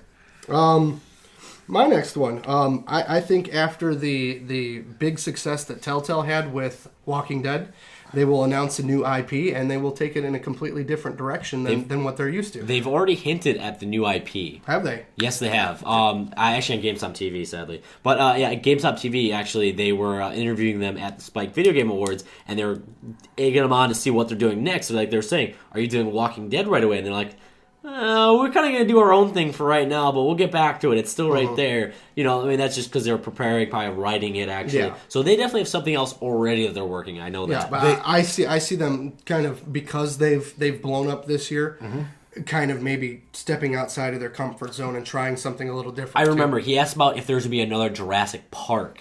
And he said, no, we're working on something else. That's what he had said. That's what it was about. I actually listened to a cast where they had the guy who runs Telltale on as the guest for that week. Okay. And he was talking about the direction and how big they've blown up since. And I think you're right. But I think they're doing both because he said they've been hiring. So I think they're quite literally doubling the size of the company. And that team is going to be working on, season 2 of The Walking Dead, as well as a new team's being hired because they said there's a lot of people coming after them now to Telltale, be like, hey, can you do what you did for Walking Dead for our series? People are actively going after them. Yeah. They don't have to look. So aside from that, I guess we can move on to my number 2 then. Yeah? Yeah. All right. Microsoft holds a press conference before E3 to announce their new Xbox model. They're extremely vague on details, but they're going to unleash everything you need, all the info you would be expecting at the initial thing. They'll send price? Yeah, no, they're not going to say anything during the initial thing. They're going to be like, "There's a new Xbox." Here's a trailer. They're going to show it off. Everybody's going to erupt. They're going to maybe show a couple trailers for, not even full trailers, just some gameplay snippets. To get people excited, and they're going to walk off stage. Some kind of then they're going to go nuts at E3 and show pretty much everything else. And also a little side note to that: look for an October-ish release date. Okay. That's what I think is going to happen. Kind of sounds like my number one with a little bit more detail, so Yeah, me too. I'm not disagreeing with That's you. that's what I was saying. Yeah, I mean that's my number one. My number one, I was saying the only changes I have is I have a Xbox 720 name pending, whatever it is. I said an announcement at E3 with also a $400 model and a $500 model, and then alongside that, I'd also say an October to November release date. If I could add on to mine real quick, Yeah, just go for what it. I assume. I think you're right with dual SKUs from Xbox because so much stuff's gotten leaked about there being a mini, basically an Apple TV, but from Microsoft, and they're going to call it Xbox, but then they're going to have the full-on one that we're talking about for gaming. And I think you're right about the split price point. Okay, but yeah, I could see that. I think you're looking at more I like... was so because basically because with when I said with Sony with the two different pricings, just for different hard drives ones, I could say that would be even a third SKU, which would be even less. I think the more SKUs, the more you confuse people, and I'll touch on that with my number one story right now. No doubt. But Touching on yours and on mine a little bit, I also do see them maybe trying to implement that subscription thing that they The $99 2-year they're subscription. going to do that shit. I see them doing that too. That's what I think. I think there's. I just want to pay it right away. See, with Xbox, I don't think there's going to be that many SKUs. I think there's going to be the cheap $99 Apple TV ripoff thing. Yeah. And I think there's going to be a second one, and it's going to cost $400. There's only going to be one hard drive at first, and it's going to cost $400. It'll be $200 if you want to sign up for a 2-year Xbox Live agreement. Yeah. But it's still going to equate to the $400. Yeah. No, I'd much rather pay right off the bat. Yeah, that's what I think it's going to be. So. Saving up the money. All right. That was my number one. Was the Xbox announcement at E3 was my various thing. I said same price range, $400 to $500, with an October to November release. Okay. My next one is I'm saying that Nintendo will announce a remake of Majora's Mask Okay. for the 3DS, and we'll buy it and play it You're going to finally get a 3DS. Yeah. I like it. for Majora's Mask. Excellent. Is it me? Yes, Yeah, you. it's you. Number one. Last one for number one. Okay. This one, I feel that Sony announces their PS4 at PlayStation destination. They do That not. was my number two. They do not call it PlayStation 4. What? They're gonna reboot. Madness. They're gonna reboot the name, and it's gonna be solely called the PlayStation. Reason being, I just learned this recently. In yeah, insider info. Japan, number 4 is unlucky. Like us Americans consider 13 unlucky. So I do not think Sony would label their Console new or 4. flagship with the 4 under it. I think they're surely just going to call it PlayStation. Well, I mean, think- that also would go with how Xbox was actually saying they wouldn't do 720. They were going to drop the name. Xbox, I'm not sure what they're. I know Yeah. it's But not now- 720. Yeah, but yeah, I don't know that's what they're I mean. doing. Yeah, that's But- what I mean. Like both sides now have this report where they might reboot the naming convention. I guess. Aside from what else I was saying with the PlayStation, I think they learned from their past mistakes that they've made with the PS3, and they just made it with the Vita, and they release a single SKU. It's going to have a 500 gigabyte hard drive in it, and it's not going to have backward compatibility, and it is not going to block to use games like everything thinks. I don't think that will. The hard drive will still be upgradable internally by buying whatever the hell you want as laptop parts, but I don't think they're going to make that same mistake they did with when they did with the PS3, where there's a 20 gig and a 40 gig and a 60 gig, and it's just like, what the fuck am I buying? I think they learned their lesson. They're going to have one SKU, that's it, done. So, yeah. All right, that's- so now we're on to our one crazy prediction, right? yeah, we're going to Yes. do one off the wall, not sure what's going to happen type of prediction. Madness. Yeah. Okay. You go, sir. All right, my only one, I should say. THQ gets bought out by one company entirely. Whether that be EA, whether that be Ubisoft, anyone else who would just jump in, Warner Brothers, I believe my crazy pick of the year. I mean, realistically, I think it's going to get split off into a bunch of other ones, but my pick is one company is going to buy all of them. Yeah, I like it. All right. My crazy prediction for this year is that Apple's finally going to break into the gaming market. Nice. Yeah. That'd be interesting. I don't know how. I didn't really think it through that much. Yeah. But considering that the iTunes store just broke, what was it, like 10 billion or some ridiculous number? I mean, technically, you could say they're already in the gaming market. But I think they're going to come out with some type kind of console, Steam box. They've cornered music with iPods and stuff. Yeah. They've got the tablets covered. I think they're going to come out with some type of gaming peripheral controller, something that'll allow some type of dedicated gaming with an Apple device. Nice. Madness. That's why it's crazy. For mine, my guess is that actually Zelda has a ridiculously huge presence at this upcoming E3. I think 3 Zeldas are getting announced. That's Are why you it's just saying crazy. at E3, or That's are you why just it's saying getting in crazy. general? Okay, not announced. Hold on. Let me go one by one. I agree with Jason. I think that the Majora's Mask gets announced this year on the 3DS. The remake, obviously. Stop poking my stylus. Then It's squishy. I feel that a new Zelda is going to get announced for the 3DS, handheld only, and that is going to be a 2014 release. And I also think they tease the next console Wii U version with a 2015 expected release date. It's a long time. A lot of Zelda. I think there's a lot of Zelda coming up at E3. Okay. I think he's got insider info for Mass. I don't think it counts. No. No. Ball. Void. I think he was just trying to get back in Mass's good graces after their little, No, their not little true. back and forth. I'm just giving you a Not hard true. time. That's it for our 2013 predictions. So somebody mark down the date to remind us how wrong we are. Somebody about help us everything. out. Not even the date. You could maybe, if somebody out there has better memory 49. than us. Why don't we just remember Game of the Year past? I'll put it in the title. Who the fuck's gonna remember this shit next year? Yeah. Or start reminding What us. happened yesterday? Episode 49. Okay. Did the Packers win? Now, aside from that, we're gonna. Okay. Aside from all that, I don't know what the hell else is going on. This would be the end of the regular show. This is when we would stop, play the music, blah blah blah. See you guys Sexy next music. week. Turn in next week, same time, same place.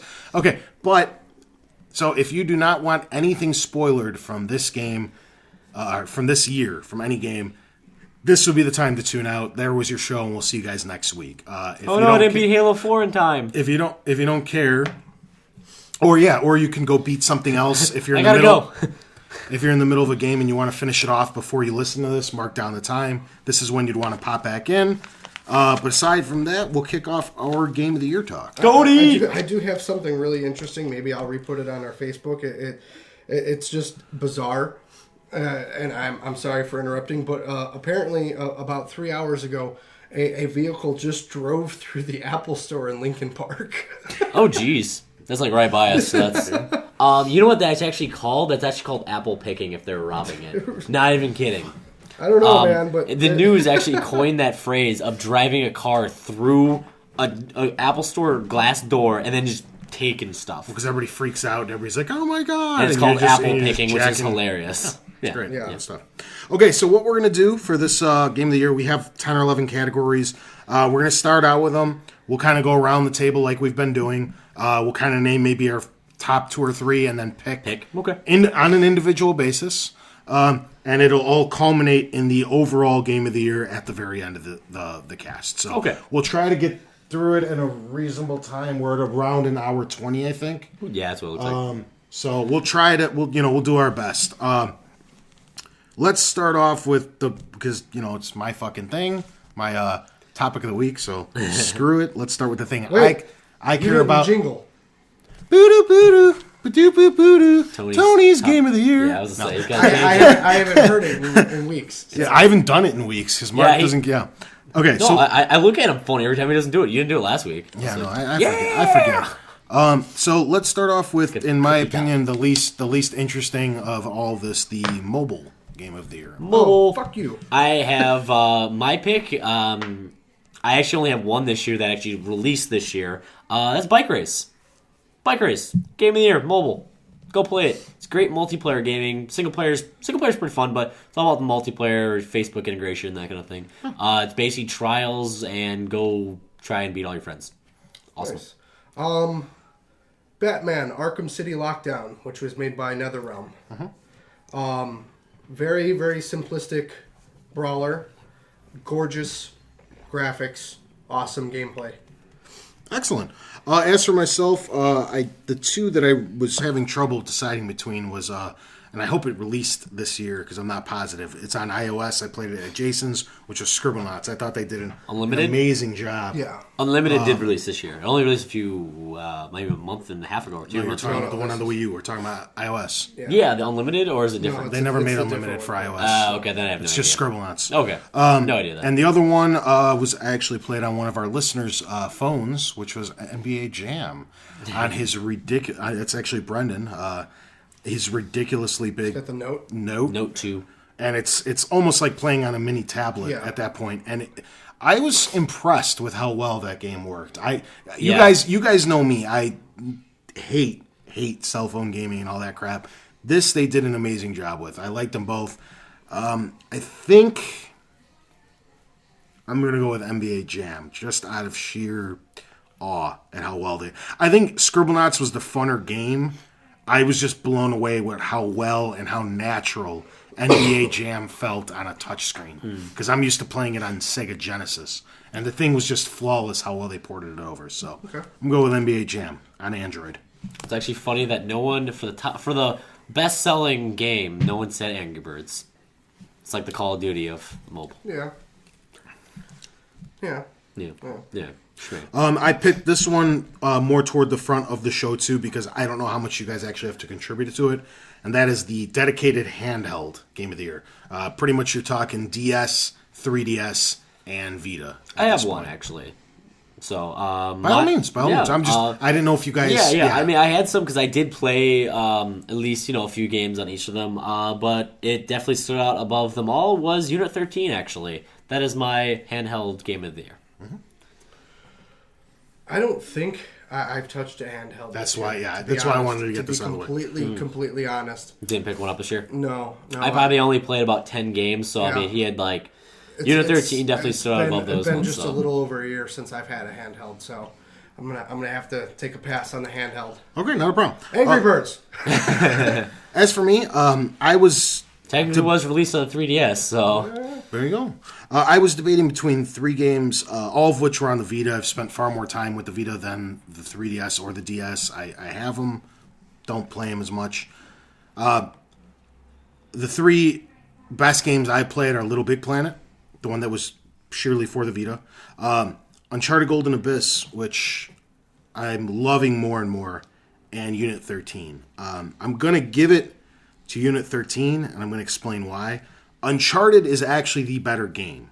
Okay, the thing with Uncharted is it's a scope down console game.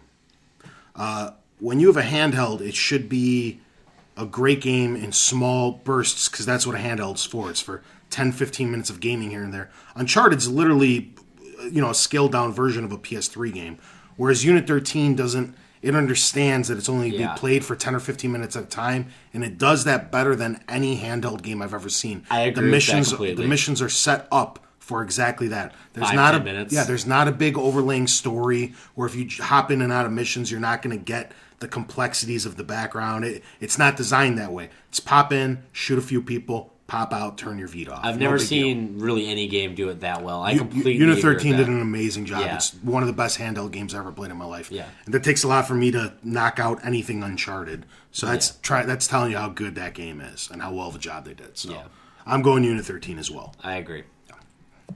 Next category, let's hop into indie titles. And I know you didn't catch the thing, so you may not know about it. There's a difference between indie and arcade. Okay, so we're doing indie first. Indie is usually under 15, but generally well under 10, probably 5 to 10 range. Well, you know the difference. Yeah. Studio size, basically. So I narrowed it down to 3, actually. I narrowed it down to Dear Esther, Hotline Miami, and FTL. Okay. We going around, you should say who actually. Yeah, I mean, go ahead and. Dear Esther, I knocked out just because I don't know. It was only an hour or two, and I don't know. That one got in third place. Hotline Miami. It was so good. I really really like it. But FTL, one of the first Kickstarter games to actually come out since Kickstarter formed, is absolutely brilliant, and I'm gonna give FTL my best in game of the year. Nice. There's a game called Slender. I don't remember who made it. Okay. It's on mobile, but it's by also Slender on Games. It's also on PC, and I played the PC version of it. It's literally you have 8 notes that you have to get, and you have to run away from the Slender Man, and it's just as simplistic as it is. It's so like suspenseful and everything. Like the closer he gets to you, the screen starts to go fuzzy and everything. Okay, I think you've told me this before. It's absolutely ridiculous how suspenseful this game is when it's literally just like almost like a stick figure guy walking behind you. It's insane. I'd have to go with that. Awesome. Donnie? India. I brought it down to 2. One of which I just got introduced to recently, again, from Jason. It's Retro City Rampage. It's amazing how much fun I'm having with that game. But I'm going to pick the second game out of that list, and that's Mutant Blobs from Outer Space. I got that on my Vita. That is one of the funnest, dumb little games I've ever played in my life. It's ridiculous. It's a port down, or like, not a port down, not even a scale down. There was a full-size game somewhere out there. Yeah. They made one for the Vita with all touch controls, and that's what it is. And that game is just fucking great. I have to show you Octodad 2. Is that a good one, too? It's just ridiculous. I'll show it to you. Total Biscuit did a video on it actually like 2 or 3 weeks ago. It looked ridiculous. Yeah, I got Mutant Blobs from Outer Space outweighing Retro City Rampage. Awesome. The next one, just to get it out of the way, we'll do since we knocked out indie, we'll do the arcade game of the year. Okay. By arcade, I mean not retail disc size $15. game.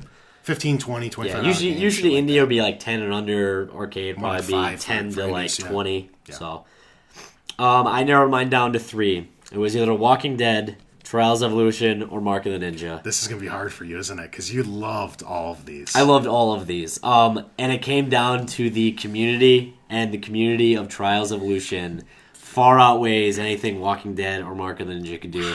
I really see that shit coming. I really thought about it though. That was a hard one for a while, but then I thought of just like the community is just sadistic and amazing, and they make Trials absolutely game of the year just by the millions and millions of maps they've made. Nice. How about yourself, good sir?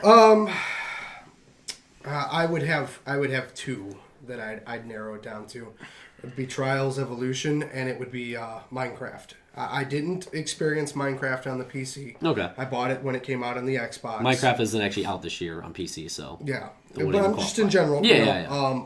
My entire experience with it is on 360. I absolutely love Trials, but I got to give it to Minecraft just because I'm able to do so much more in it. Oh yeah, And, no, like, it's an impressive game still. I've literally spent like 4 hours just wandering around my little island looking for resources. I'm very tempted to Set buy my it house on on fire. I'm still very tempted to buy it on at 360 as well, just to play with the free friends who don't have it on. Yeah, I mean, PC, there's me, there's Angry Andy, and then I'm sure if you get it, we can convince this sloppy to get it then. Make our own too. map and Yeah. do some stuff. Yeah, Exactly, maybe. and especially with and they're coming out with the updates at regular intervals, and they're Oh, yeah, trying I to know. catch up to the PC version. They're not that far behind. on Yeah, it. I know they're actually pretty close. They actually had a pretty big update just come out a few weeks ago. And the fact that you can actually have a Carmine skin in it is awesome too. Yeah. As for myself, this was one of the harder ones for me. I brought it down to 4. Yeah, there's a lot of good arcade. I'm blessed and cursed with the PS3, and the PS3 this year snapped. Yeah, it did. It has some really, really good ones. Snap! 2 of them was Unfinished Swan and Journey, and the other 2 are Mark of the Ninja and Walking Dead. He put Trials in there. He's a bastard. Of these 4, He's not skilled enough to play Trials. Good point. of these 4, Can't make it go up the fucking hill. I think Mark of the Ninja is definitely in last place. Mark and the Ninja was surprisingly good too, but yeah, I not had the a best, blast yeah. with it with what I played. I have to pick Journey over Unfinished Swan because I actually enjoyed Unfinished Swan a little more, but Journey was clearly the better game because Unfinished Swan, I mean, you can't pick something that flawed for, you know what I mean? It's just the thing behind it is I forget who made Unfinished Swan. This is their first game, so I can't wait to see what they do now that they have a game under their belt and they can improve on their mistakes. People saw that this was a success and they'll give them more time, more development dollars, so on and so forth. So it's got to be between Journey and Walking Dead, and it's got to be Walking Dead. The story's going to do it for you? The story's going to supersede, yeah. I'm going to go Walking Dead as my Walking Dead, best arcade? All right. Best arcade game of the year. Very nice. Yeah. Okay. That'll knock us off to a little side subcategory to give us a little breather. I figured we did 4 serious ones. We'll do a little meme. I like that I didn't pregame for this. Yeah. This is going to be the best game you didn't play, and when I say you, I mean the audience. Probably something that fell way didn't sell very well. It fell way behind their radar. Something like maybe a Deus Ex last year. Because that didn't sell, but it was an excellent game. You know what I mean? So something like that. Best game that our listeners probably didn't play. Funny enough, this is my second hardest category, actually. I have 3. One is Spec Ops, the second one is XCOM, and the last one is Dishonored. 3 games that did not sell as well as they should have. Can I stop you for one second? Yeah, please. Okay. I want to let everybody else there know. I'm just going to list mine too because I do want to talk about one of the games Mark listed. The 2 of mine are Spec Ops: The Line and PlayStation All Stars Battle Royale, and I'll talk about that. I'll talk about that later. That's fine too. I just wanted to talk a little bit about Spec Ops. This is going to be spoilerific. Okay. I'm so glad somebody else finally. Hey, look, it's a bathroom break for me. I'm so because I've been like foaming at the mouth wanting to talk about this. How excellent this fucking game was, and I've been bitching about this for months. I'm glad that one of you two finally played it. Black Friday sales. Have I been lying? No, you have not. Okay, this is an excellent fucking game that sold like absolute dog shit. Yeah. I remember looking at it the day it came in. I was working. I'm like, no one's gonna buy this, and nobody fucking. No one really fucking bought it. I mean, I had a few people come in. That was about it. Yeah, I mean, it's scary because like you want to see what these guys can do now because they totally overhauled the Spec Ops franchise. If you go play the older stuff, that was I said it on the podcast. It was a series of mediocre games. Literally, that's what it was. Looking back at the reviews. 5s to 7s. That's what they range between for all like the first 3 or 4 of them. Even this game didn't score all that well because the critics took so many points away for the same things that I say. It did control poorly. It did have a bad cover system. Some of the they needed some kind of role. I really wanted them to have a combat role because sometimes when you were fuck, I'm out of cover. I need some kind of quick getaway, and there wasn't. And there to me, I don't know if they patched this. When I played it, there was ridiculous difficulty spikes. There'd be these. There'd be these parts where 15 soldiers you could just rip through them, no problem, and then like you'd go into the next door and there'd be 3 guys that were just impossible to take down. It was like, are you kidding? No, that still exists. The whole game was like that. And it was mind-boggling how they did it. They did some balancing of that because there's only really like 3 or 4 parts in my head that I had to keep repeating. One of them was when when you crash in the helicopter and you only have the pistol. You start off. I mean, you can grab all the guns. That part took me, I don't know, probably 10 tries. The second part would be I think it's like the chapter 14 where you go against the 2 turrets. That part was by far the most ridiculously hard part of the game. Then the one part where remember the lights are flickering there's the one heavy. I thought the part was going to be ridiculously hard. Blew through it. Mm-hmm. Blew through it. All right, two more quick questions, and then we'll try to move on. Sure. All right, what'd you think of the white phosphorus now? Oh man, that was messed up. Literally, I didn't even think about that. The game has so many like twists to it, and literally you just don't think about it. And then basically, you want to explain because I don't know if these people. Yeah, I'll explain. Basically, you come up with this one part. It's like I don't know, midway between the game. So you already find out you're going against like this. You came to save like these people. And then you kind of find out that the units, like the 33rd, the U.S. Army, I think it's Marines, I can't remember. Anyway, they're there, and it seems like they're kind of like the bad guys. Like they lost their minds and whatever. and you come up with this one part where like there's a ton of them and like they're staying in the way. But of course, they left this fancy mortar right next to you with white phosphorus in it. Which, if you don't know what white phosphorus is, it's basically a mortar that's going to rain down and it's going to have millions of pieces that burn at like 4,000, 5,000 degrees. It's like those old tar things they used to throw at people. I forget what they're called, but worse. Remember it's supposed to ignite oxygen. Yeah. It's a pretty messed up. That whole game is so crazy because it's one of the first like shooters that takes your choices into account and kind of brings you down a different path throughout the game as well. And the second question, I was wondering, I obviously know the answer because I asked you on the way over here, but for the podcast's sake, what'd you choose at the end without having to redo it? What'd you choose the first time? The first time I shot, basically at the end they give you the choice of killing the character that you're going after. I shot him. Okay. I shot him the first time. I redid it because I was so interested to see the ending. After I beat it, watched all the cutscenes and everything else, I went back and saw what else I would have gotten. I did not. I ended up dying. Yeah. I did the suicide. The suicide, route.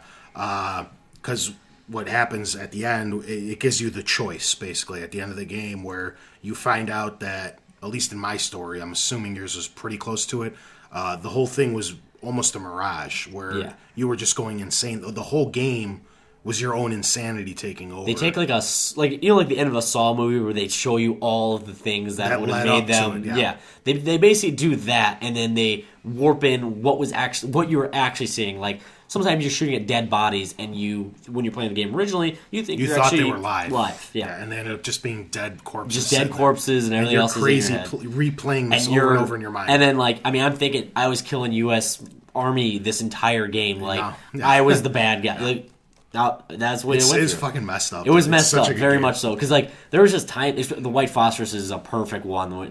And then it made me really think because they play it off as there's two different sides. There's the side of the 33rd that lost their mind, and then there's at white phosphorus you find out that there's this group that's kind of fighting against it. But even that's wrong. It's a mind fuck at one point. So Jason's looking at we're crazy. You should have played. You should have played it. It's dude. such a good fucking game, dude. I'm sure it was. It was actually a very strong story. So you got zombies? Shooter. No. Has it got Batman? Yes. All right. Anyway, would you like to re-announce your three and pick your what best game no one played? Spec Ops, XCOM, or Dishonored. It was hard. This is, like I said, it's my heart because Spec Ops is great. I mean, it's one of those games you gotta play. XCOM I think is the exact same way. Dishonored not so much. I put that probably in third. Spec Ops or XCOM. I still want to say XCOM. There's every part of me, my gut wants to say XCOM, but Spec Ops is just they're so close. Only reason is XCOM just has so much more depth to it in terms of gameplay mechanics and everything like that. I would much rather say that in my gut, but I would say play both of them. Literally, they're worth your money. All right, Jason. All right, my three games that you haven't played would have to be Retro City Rampage, which came out on the PS3 first. It's actually free if you're a PlayStation Plus member. It had a little bit of hype. I saw one video about it. Didn't really hear anything else about it. Just released a week ago, 2 weeks ago on PlayStation or on Xbox. Again, if you like old school Grand Theft Auto, if you're a kid of the 80s, play the game. It's worth it. It's fun. It's over the top. It's ridiculous. Another one, which I know Tony didn't care for, but I actually cared for, another very reference-heavy pop culture game was Lollipop Chainsaw. Very repetitive, but still overall a fun game. My number one pick, though, would have to be a game that I did not play. But I'd probably say the entire game through watching Angry Andy play it. Over and over and over and over and over again. And that is Sniper Elite version 2.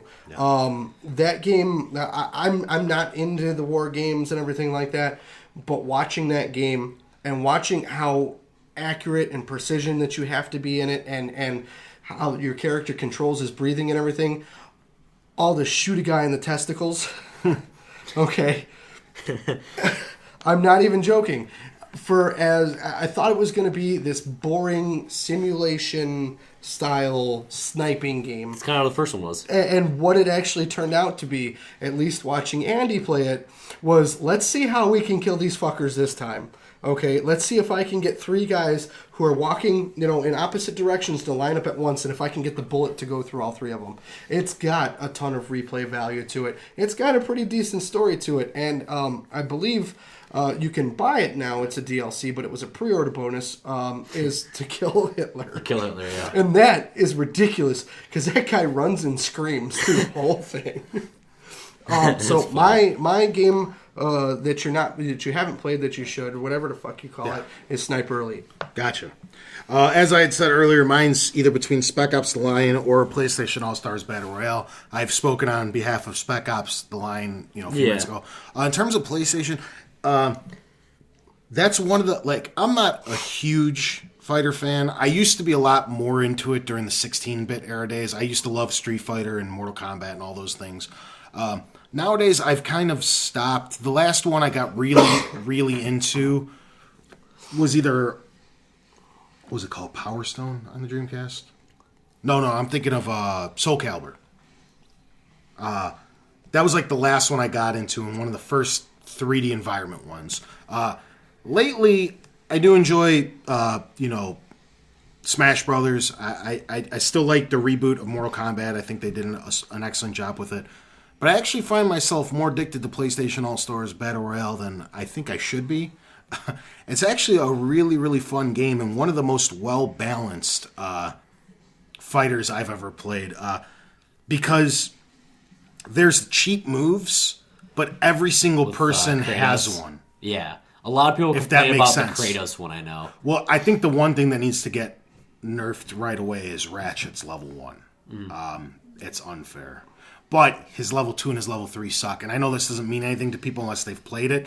See, the thing is then for fighting fans, I mean, almost everyone has a level 1, level 2, well, it's the way it's the way the game is designed, because you're not actually playing like Smash Brothers where you have to kill somebody. You're playing to fill up a meter.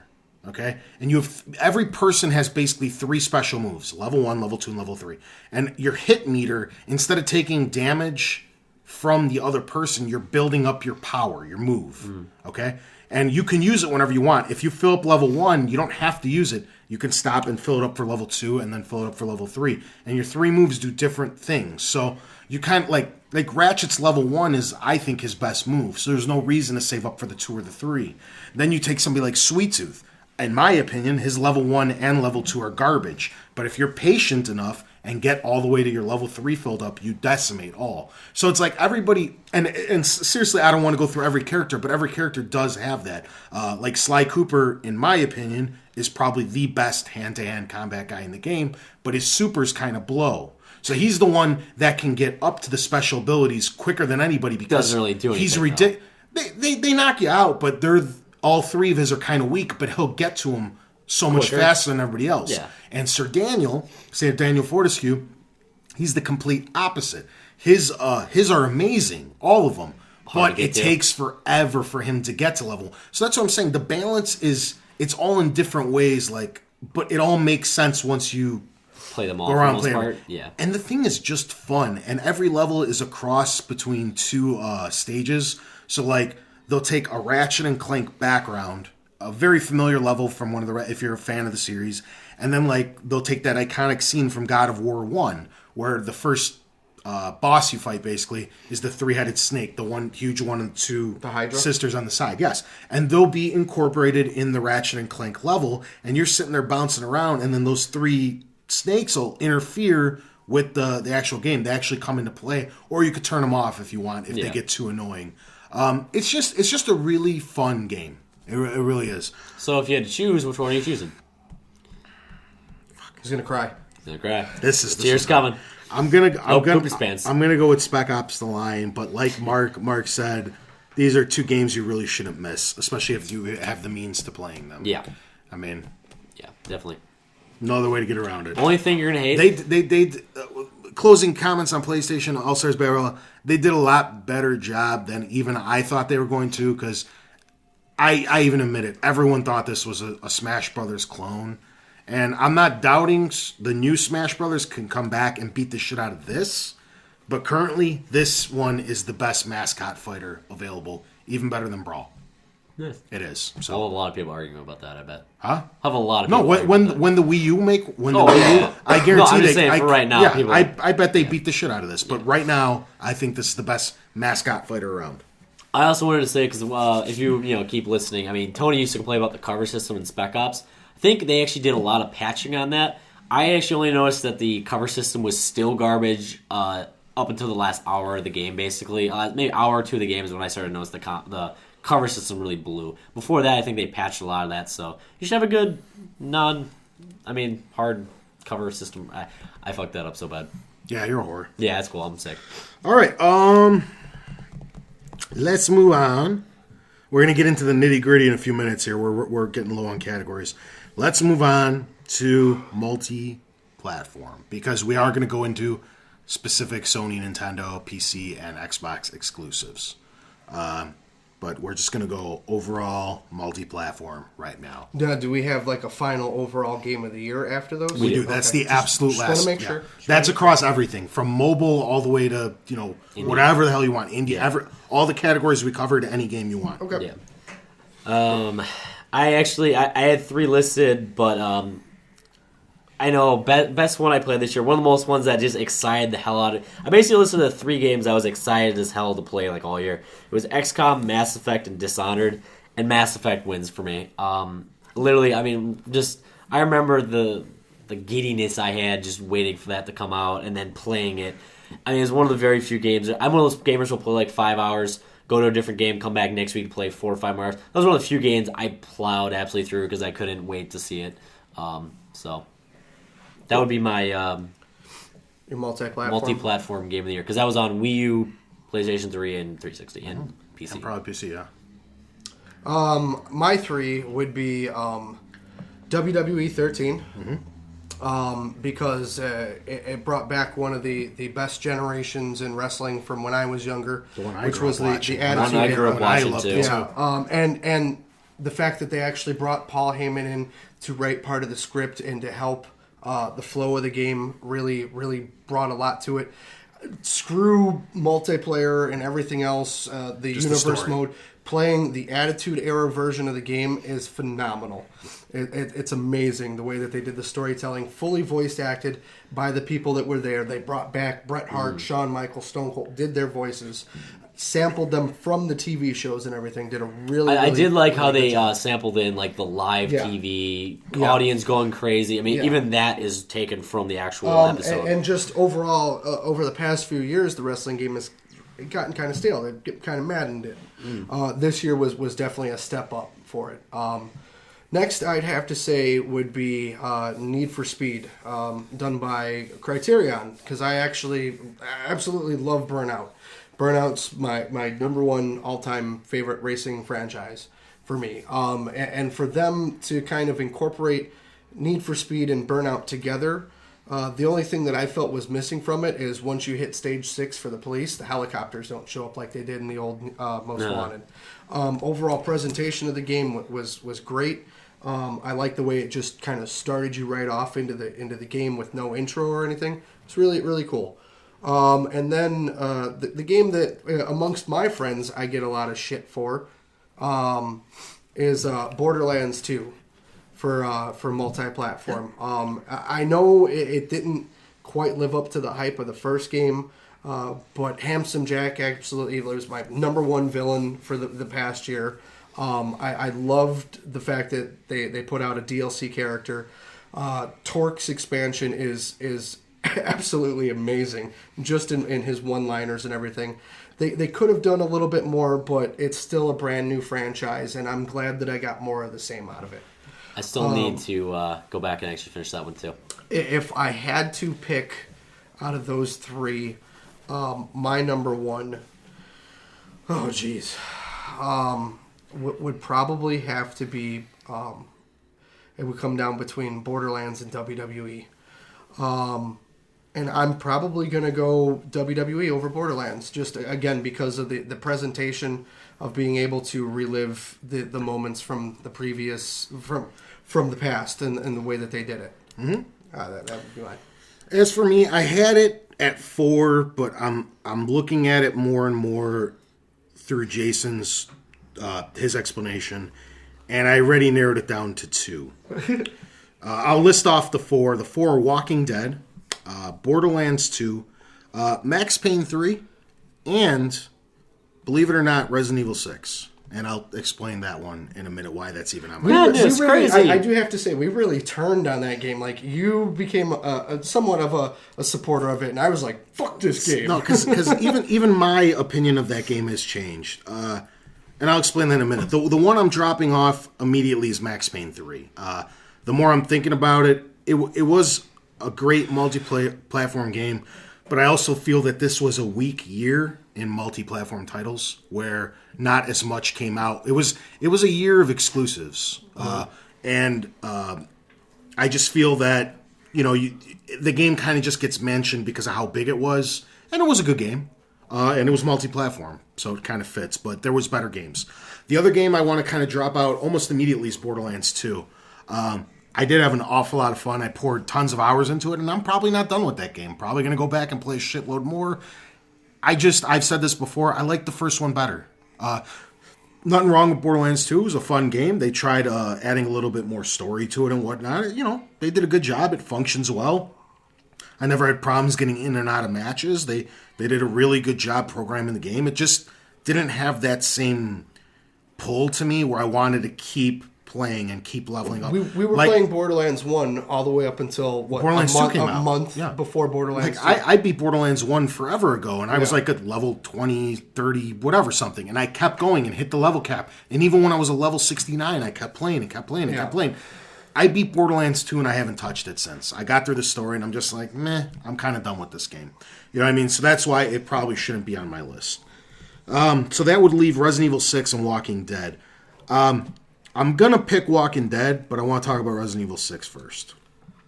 Resident Evil 6, I think it's so high on my list because I went into it with such poor expectations because I really hated Resident Evil 5. Yeah, we went off on it. I did not like that game, and it didn't sit well with me Adam either. is jumping. And I played Resident Evil 6 with Angry Andy, and while we were playing it, the game has a lot of flaws, and I know he gets mad at me on the other end of the mic because I bitch about him as they're happening, and I'm like, dude, why the fuck is this like this, and why is it? Because stuff is weird in that game. It really is. Like, it's just that old mentality from Japan programming a game for the westernization of a video game, and it didn't translate very well, and certain things are just they're straight up goofy. Even how to get in matches and how to get in parties and the way that you have to just the way to go into it to switch the viewpoint. It's such a weird fucking menu system. And there's so much wrong to hate about the game. But as more time is passing, the game is sitting better and better with me. And I have gone back to it since. So it's not like I'm just holding it on a pedestal because I've forgotten. I've played it since the initial big thing, and the game kind of starts growing on you, and you start forgiving it for some of those faulty things, and you kind of start appreciating it, and it's one of the better Resident Evils I've played in a long time, because that series, before Resident Evil 6 came out, in my opinion, hasn't done shit since Resident Evil 4. I don't like Operation Raccoon, whatever the hell it was. Resident Evil 5 sucked. All these I didn't play the 3DS one because I didn't care. I only liked 5. And it's not a perfect game, but I hate 4 too. It was very entertaining, and I got to play for 30 hours with one of my buddies, or however that fucking game is long. And so, I mean, we sat down, we had fun, we were goofing around over the mics, and that probably enhanced the experience and all that. And playing at night and shooting some stuff with your friends is always a good time. But I gotta give it to Walking Dead. Walking Dead was the far superior game, I think. With Walking Dead, the one thing I wanted to bring up before, when I said that I wanted to do it in the spoiler part, that I didn't agree with Jason, was when you play them all back to back, there's a slight programming problem in Walking Dead where, I don't know if you guys noticed this or if I'm the only one that caught it, when you play episode 1, some of the options were so close that during the review, that little next time on episode 2, that little 30 or 40 second video clip, it kind of forgets what you just did. And it'll show you on occasion, it'll actually show you the decision you didn't make as a recap. I haven't gotten that yet. And I think that's something I don't think I caught that either. I think it passed a lot of people by. But I do know that I've done 2 playthroughs. Okay. Because when you play them, like, as they were coming out 1 a month, you would have forgotten during the recap things.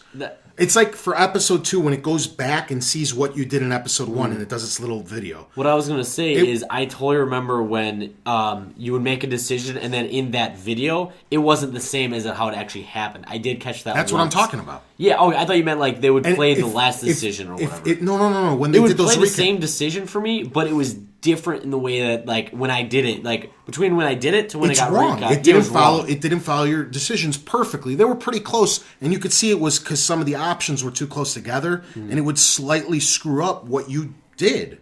And I think if you played them 1 and then you didn't touch episode 2 for another month, you would have forgotten those minute details. But when you jump from episode to episode to episode, and you're like really focused or whatever, I don't know how the hell I caught it. I just started seeing it. I'm like, that's not right. And then I started paying more and more attention, and it happened in between every episode. And slight stuff like that's just what holds it back a little bit. But still, Walking Dead, multi-platform, game of the year. Cool. From me. That's 2 awards from Walking Dead already. Nice. For anybody's counting. Yeah. So what's the next category? Another little goof off category before we get to the final area. Biggest disappointment of the year. Alrighty. I had 3. My first one, actually, since you brought it up, I totally forgot about till now, was Sniper Elite. Actually, was a disappointment to me. And the reason I kept playing it were for the exact reasons you actually said. The X-ray bullet cam was the only thing that game had going for me. Like, I couldn't get into the story. I really don't like the voice actor for the main character. So when he was explaining what the next mission was, I was kind of out of the experience. And I think the overall shooting mechanic when you weren't getting the X-ray was very, very weak. Because, like, I mean, if every shot I made was a bullet cam like that, it would have been freaking fantastic. But then you had the times where you didn't get that perfect bullet cam. And I really ran into a problem because it felt very poor in that regard, which is why it disappointed me. I actually didn't even finish it because I got so out of the experience because it was during those, like, we had to defend a position. When you're just shooting them, not getting that bullet cam, that game was pretty lame to me. My next one is actually here on Hitman. The reason Hitman's actually on my list... Hitman Absolution? No way. You loved that shit, didn't you? I gotta hear this. All right. My expectations for this game were so ridiculously high because I played... There's no game in the world I've actually played through more than Hitman Blood Money. And it doesn't have the same kind of charm. Like, it's not the same. It's definitely... This is like my 3rd on the list for disappointment, but literally it was... I had ridiculously high expectations, and it is great. It's still great, but it's still disappointing to me because my expectations were too high. My last one would actually be Max Payne. And the reason is, when I've been playing it lately, I just couldn't care about the cutscenes. I know he's going to go drink, and he's going to go to the next mission, and he's just angry, and he's going to kill something in the next 5 minutes. Actually, the thing is, the cutscenes are so ridiculously long. The first cutscene was like, I actually timed it was like 9 minutes and something. And I was like, I was playing on Christmas, and my family was calling me out. I was getting frustrated. I'm like, when does this end? So literally, the overall game is great. I just couldn't give 2 damns about the story, and they want me to care about the story. They really just want me to care about the story, and they give me 5 to 10 minute long cutscenes. I'd have to give Max Payne number 2. And I'm going to have to give a Sniper Elite, because I actually had pretty high expectations for this one as well. Sniper Elite would be my disappointment of the year. Fucking A. Mine is Resident Evil 6. Speaking of ridiculous cutscenes, I don't need a cutscene when I get up on the roof, and then you walk 3 feet to the helicopter, and then it's cutscene again. This is the kind of shit and then I'm you're talking in the about. fucking It's helicopter, broken. and then a cutscene The game again. is fucking broken. I actually only played the game for about 15 minutes. You're right. It does that all 30 hours of the campaign. And I watched a decent amount of the campaign. I watched when Andy was playing it. Watched when he was playing it with you sometimes. And it was just like, what the hell Why have they do you done need to cut it? to this? I mean, I know going back to 4, and then a little bit more in 5. They had interactive cutscenes and stuff like that. But it's like, stop relying on this shit. This is not what it's about. I can forgive the shitty aiming and the weird story and the weird monsters and stuff because it's Resident Evil. It's Japan. It's kind of fucking weird. Whatever. It's Godzilla. But like, I can't stand. Hey, look, like literally, I watched Andy walk out onto a fucking roof on a cutscene, walk to the helicopter, and then there was another cutscene of him stepping onto the fucking helicopter. And then it loaded, and then the fucking helicopter flew away. It was retarded. You wonder why my Xbox started making weird noises. Okay, because it's like, what the fuck is wrong with this game? Play. Stop again. Wait. Load. This is the kind of shit I'd be pointing it out as we were playing. Like, why is this a thing? Yeah. I've got a quick runner-up, and it's probably just got to do with the gameplay experience that I had with it.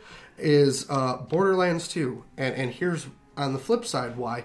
I absolutely love the game, but when the game came out, I was without internet access for my Xbox, so everybody was on playing with their friends and everything, and I had to experience a decent part of the game solo. Yeah. So I did not have the opportunity to play through with my buddies. That is a problem. And by the with time I Borderlands. was able to connect, Andy was done with the game, who's my primary go-to guy for playing online with. You would experience the decent part of it. I haven't. And I was just You got me. understand, but I mean, we were already too far apart Yeah. with where we were, and it just, I think a big part of the reason why I was disappointed with that game is because the time frame of playing, that game is designed to be played with other people, and it just didn't. It dies within the first month Exactly, or so. and At it least just by a bit. it didn't work out with everybody. So I think that's a quick runner up. But number one is Resident Evil, because I was so excited about that game. I was like, "Fuck you, Tony! It's Resident Evil. It's going to be awesome." And I'm like, we said it would really suck, did too. flip sides on that. and then stayed the same. The more that I watched about it and everything, and I'm like, why the fuck doesn't their hair move? And I'm like, I'm just watching it, and I'm just like, ugh. And then he was playing Mercenaries the other day, and there's this fucking like trance techno fucking nightclub music as he's fighting fucking zombie dogs. No and claptrap? shit. No, and it's No just claptrap, don't care. There's no suspense there anymore. It's the furthest thing from what Exactly, the series because started as. and it's so jarring to go. There was a scene where he's It's in an a fucking, action game He's in a now, it's minecart not- and he's fighting this naked chick, right? Wait, and she's what? jumping on his shit. Interested. And it's like 3 shots, cutscene, duck. 3 shots, cutscene, and it's like, stop it! Just let me fucking play the game. Don't play it for me. Oh, you're forgetting one part where after you shoot her, it's a cutscene, and then it has to load into a CGI cutscene. Yeah, it's like a cutscene into a cutscene.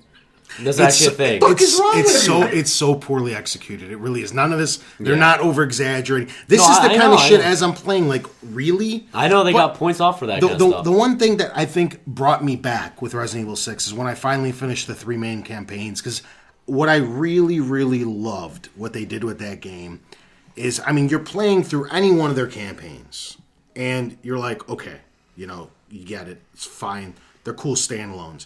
It's when you go play the second and the third one, and you rerun into yourself playing it before, because they all run together, Yeah, and there's they crisscross. they all crisscross. And when I initially heard about this game, I just thought they were trying 3 different games. Like in one, they just wanted to bring back characters from all. I didn't really know it was Resident Evil 6. You're quite literally playing the same, 7-8 hour campaign 4 times if you count what's her face, Ada at the end. But the main part, you're playing the same campaign 3 times from 3 different angles. And to me, I kind of like that kind of shit where you go back and you're like, oh fuck, that's me from last night. Great concept. Yeah, a little poorly executed. Yeah. If they would let you play the game instead of trying to show you it. Just watching loading. You bought a $60 movie where you can shoot things every so often. Yeah, like, hold on. or walk to a helicopter. Hold on, you got to reload. Loading screen. You died. Reload. Yeah. Reload into a It's the exact cutscene. opposite of the MC Chris rant about Resident Evil 4. Moving on. Okay, for me, if you guys have been with us for a while, there was 3 games pretty much I was looking forward to this year. And 2 of them are the 2 on this list. The 3 games in question, of course, are Halo 4, which is not a biggest disappointment. It's just one of the 3 games I was looking most forward to, along with 007's Legends and Medal of Honor Warfighter. 2 of those are really bad. Those were the It's Halo. those are the 3 games I was stoked about this year, and 2 of them were not as bad as the critics made them out to be, but they were not very good. 007's Legends is probably the worst one I've played in a while. Playable. Had some fun scenes, had some good stuff that took away from the game. Not very Let me good. ask you a question. Does it let you play the game? It does. It's better than Resident Evil 6. And there's far less loading screens. But I'm going to give it to... Medal of Honor? I don't know, because here's what happened. Nobody liked the first Medal of Honor reboot, but I fucking love that game. The story... The multiplayer was okay. The story had its flaws, but it was, like, forgivable.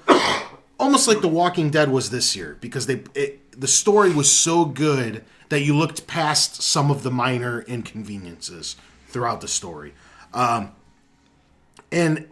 then with this one, they had another 3 years, and they didn't fucking fix anything. None of the stutters and hiccups from the first game, the first reboot, were corrected. You had 3 more years of development. You have EA backing you. You have one of the biggest publishers in the world with their countless money bags to financially support you. This is supposed to be their poster child to go up against Call of Duty every year, and then they came out with that, and the story was delusional and jaded, and the end tied everything up beautifully, but you had to sit through crap. 6 hours of crap to get to that last hour, which I fully admit the last hour of that campaign did blow my mind. It was really cool. But you have to sit through a lot of garbage, which I can understand why 95% of people would just stop playing the campaign and would never get to that final hour. Well, yeah, why would you? Because after a few hours, you just assume it's just going to like, be like fuck that. this, dude. You know what I mean? You don't think you'll have any redeeming characteristics. And they kind of did a flip where the multiplayer is better now,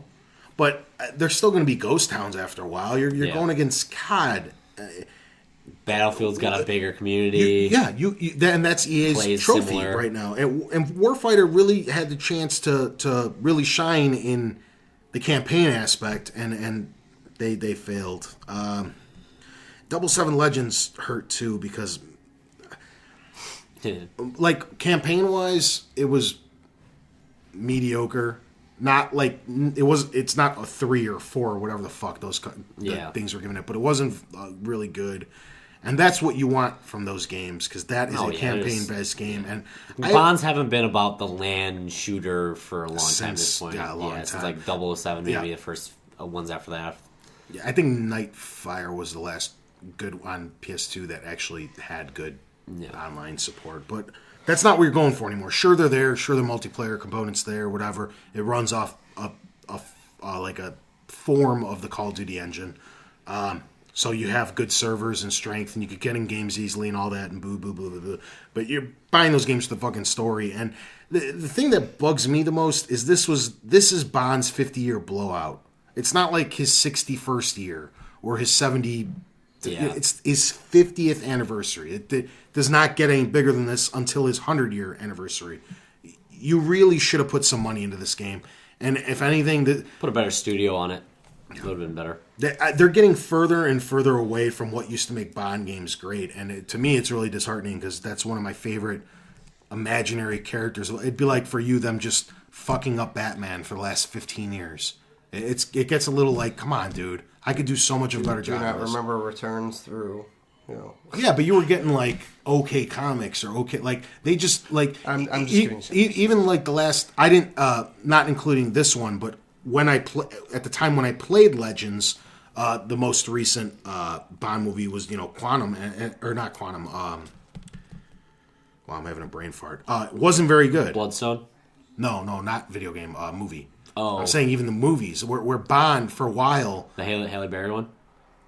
No, that was back with Pierce Brosnan. Yeah. Anyways. Anyway. Okay, so all I'm trying to say is the movies weren't doing very good.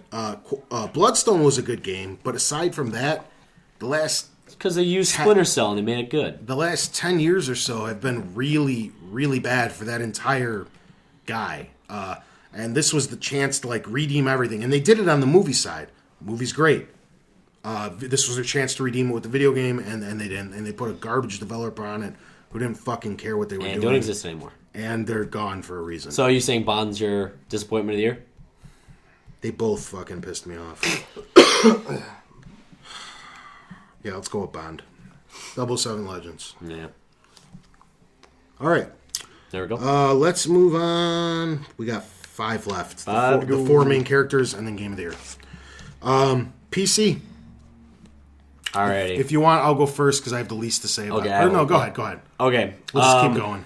I have a long list. Sadly, I was going to do World of Tanks. It would have been easiest piss. Technically, it released How easy would it have been? Easiest piss. Literally, but technically it launched in 2010.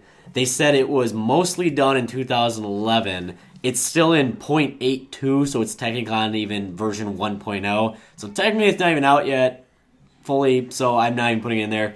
If it comes out next year to 1.0, which it should, then PC's done next year. It's already chosen. Anywho, so I barreled it down to these ones. I have Hotline Miami. I have PlanetSide 2. I also have FTL, Guild Wars 2, and Far Cry 3. How dare you? Sorry. Guild Wars 2 took a dump. Yeah. Major now. You picked that game, I'm punching you in the mouth, just so you know. No, it's not it. And Far Cry 3, since that is the system I am playing it on, I literally have thought about this a lot, and I'm gonna have to give it to PlanetSide 2 for this year. The reason that is they have so much content coming up. They have so much in it already. That's a Sony Online Entertainment game, isn't it? It is. They took what was an amazing first person. PlanetSide 1 was great. They took this. They actually expanded on it so freaking well. Their user base is just getting bigger at this point. It was very impressive. And it was more. I really liked Hotline. I really liked FTL. I really like Far Cry currently. Guild Wars on played since like April. Far Cry needs more dinosaurs. Yeah, but anywho, PlanetSide took the cake. They did the most impressive job of any PC game this year. For me, Guild Wars 2. I'll punch you in the mouth. NC Soft for life. Well, if you want to be technical, Doesn't get hired by him as like a tech service. I love Guild Wars. City of Heroes Freedom launched in 2012. Okay. That would work. So, I mean, if you want to let me go that route and take the that's easy fine. way, The expansion pack, right? It was their switch to free to play. So it was they did come out with an expansion at the time with additional content. If you want an actual PC release game, I'm gonna have to say Diablo. Diablo. And that's just because I don't like Guild Wars. I really had very limited PC use this year. Because he's got a Mac Mini by Apple. Hey, I got to go with what As I opposed got. to the Mac Mini by IBM. Yep. That thing, godly. There's a gateway right there. Right now. Gateway still makes stuff? Yeah. That's what I had in 2000.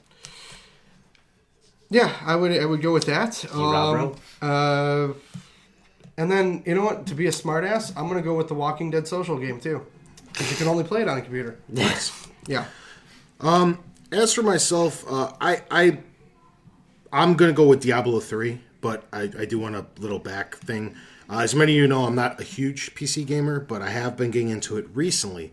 The problem is 90% of my catalog, because I just built that PC this year, is catching up with stuff that I've wanted to play for the last 2 or 3 years. And they haven't. So there's been better games than Diablo 3 that I've played on the PC. Problem is they came out in 2011 and 2010, and I'm playing catch-up of all the stuff I was jealous that I missed out on, like Super Meat Boy and Machinarium. Don't let him lie. He's playing the newest Sims expansion. Yeah. And they have a lot more of those planned, by the Pets way. Wildlife Night Adventures. Yeah. And You were actually going to try to do that Machinarium for Game of the Year, and then we found out it came out in 2010. Oops. yeah, for my PC one. Yeah. That's what I was looking into it for.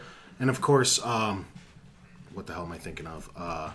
My favorite one that I wanted to use, but we found out we looked it up on the podcast. Yeah. And we found out it came Binding out. of Isaac? Yeah, that's it. Binding Yeah, of Isaac. Binding It came of out Isaac. Yeah, that was- very, very late 2011. Yes, I Yeah. won that one. But I didn't know. I didn't even hear about it until March Yeah. of this year. But again, I can't use any of these because they weren't released Not in this the year. physical year. Not to take anything away from Diablo 3, it's just the best PC game I played personally that came out this year. come by, steal a piece of bread. Keeps going. That's what I'm going to do. Okay. Next category. Yeah. Let's go with the big N. Nintendo? I know it's. I know. Yeah, I it's wanted to going knock every this one week. out quick because I think I'm the only one that plays Nintendo anymore. I did have some kind of time with. No, I really didn't. I was trying to think. Like, I mean, I've had a few Nintendo games that didn't come out this year, but I did look at them. So I'm narrowing mine down to either Mass Effect 3 or Mario. I'm gonna give it to Mass Effect 3. Under no real regard to playing either, but It's not an Xbox game. It's multi-platform. Or that's not a Nintendo game. It's multi-platform. Mario then. Fucking Mario. I mean, really, they had maybe 3 or 4. They They actually had a lot more than that. This is over yeah. everything. It's 3DS, DS, and the Wii and the Wii U. You got 4 platforms that were still releasing brand new games this year. I put no time in my Nintendo. Yeah. Oh, fuck. Mario. Mario 2. Actually, that is a lie. Okay, I will do a serious one. I was actually thinking, what have I actually played? Because we've had the demo at the store for so long, New Super Mario Bros. 2 for the 3DS actually is my favorite one. I've played almost all the Marios, and this one actually happens to be my favorite. I love turning frickin' gold. I'm trying to think if I've even played a Nintendo game this year that would be relevant to this year. Not much came out aside from the big Kirby pack, the 25th anniversary, and Xenoblade Chronicles. That's about it that got released in the Wii. No. The Wii U, there's only 4 or 5 exclusive I titles. haven't touched the Wii U. Just saying. The DS, pretty much everything that came out is also available on the 3DS. I'm going to say Professor Layton, because I'm sure one of those came out this year. They did. There you go. All right, there you go. It actually was on a lot of people 3DS game of the years, too. I don't even know what it's called, but no, I'm going to go with Professor Layton because I'm taking the cheap. Mine is confidently New Super Mario Brothers 2 on the Wii or on the 3DS. Oh, cool. We got 2 of them. But on the Wii U, the best game I played was Scribblenauts Unlimited.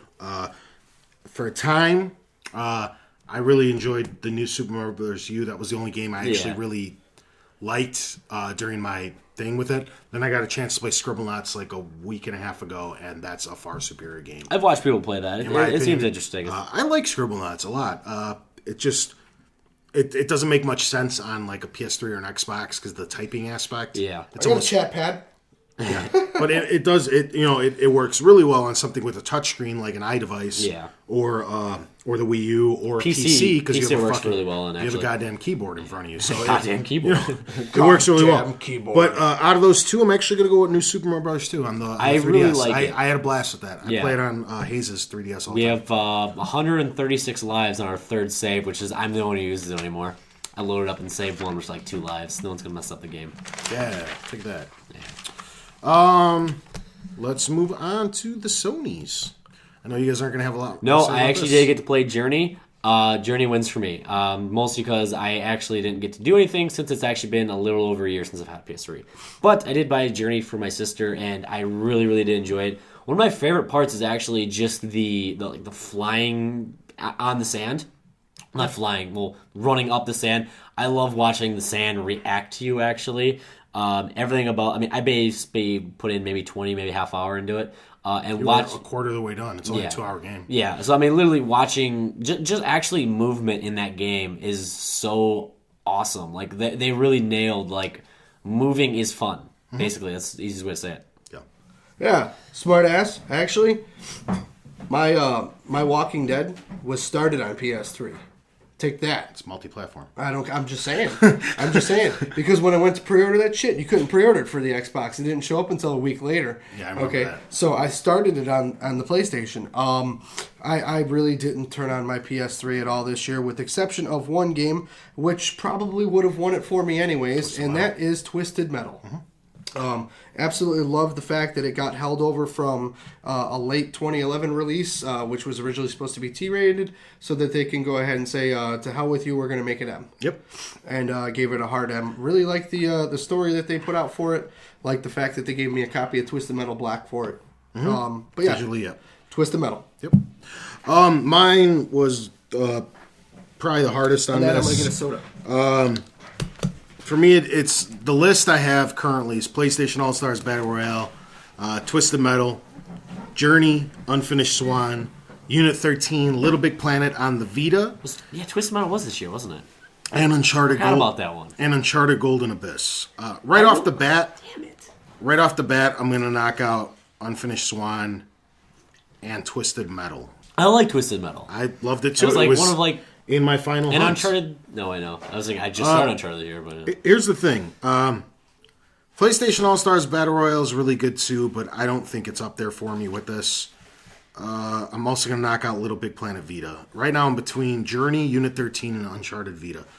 damn, I could have said that too. Journey, I think, was brilliant in what it did, in the fact that you didn't even know who you were playing with, and you were playing with multiple people throughout the game. The way it is it just secretly matches you up. And at the end of the game, when you beat it, it tells you who you played with.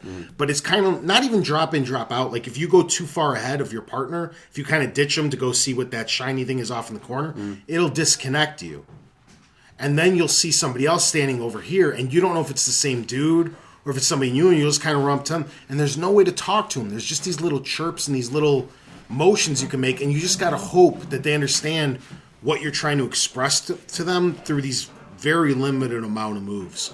One of the most brilliant scenes in it is, of course, like the underground passage where you're trying to explain, because there's this giant sea creature that's going to kill you, and you have to stay out of its light. It's got like a light that if it shines on you, it sees you, and it'll charge you. And you have to like kind of hint to each other back and forth when to run and when to stay undercover, because you're going like from spot to spot to spot, and you kind of got to signal each other without being able to talk. It was one of the coolest things I've ever done in video games. But I still don't think it was the best PlayStation game this year, so I'm going to knock that off. The same reasons that made Unit 13 my handheld of the year are the exact things that are keeping it away from being the PlayStation game of the year. The fact that it is only good for 10 and 15 minute increments at a time. It's specifically designed for the handheld. And I am going to go, surprise, surprise, with Uncharted Golden Abyss. I think that is the best PlayStation. Do you think it would have been a lot better if it was just on console too? I think even if it wasn't made by Naughty Dog. Here's the only difference between the Vita version and 1, 2, and 3. Okay, 1, 2, and 3, what make them so cool is the snappy dialogue, the great storytelling, even though it's all bullshit with these like gold, like hidden curses and all this crap. It's bullshit, but it's a great fantasy world. And then it's all bullshit. On top of that, they add these huge dramatic set pieces. Same stuff that Call of Duty's famous for in their campaigns. These huge explosions and these big crazy cutscenes and all this shit. Submarine in the middle of the jungle. What? The only thing that the Vita one was missing is the huge, crazy, like, that kind of scene. Yeah, it's a great story. It's amazing gunplay. They transformed the Vita game perfectly into the handheld. The story is very good, and there's a very cool backstory, and the curse and the goal and the way everything is going is amazingly done. It's just missing the big set pieces that truly make Uncharted. It doesn't mean it wasn't an amazing game, though, and I still feel it's the best PlayStation game that came out this year. There you have it. Yeah. We got two left. We got Microsoft, and then we got the big boy. Microsoft. All right. So, narrowed mine down to, I guess, a lot of these end up being multi-platform, but I have Halo 4. I have Trials Evolution. I didn't do Forza, so I can't really add that one in there. Mark of the Ninja and Walking Dead. Walking the Dead can't count. And I'm still... multi-platform. Yeah, I know. That's why I'm just like... I'm still going to have to give it to Trials Evolution, and it's just the community is still what makes that game amazing to me. So that's what I'm going to go with. Cool.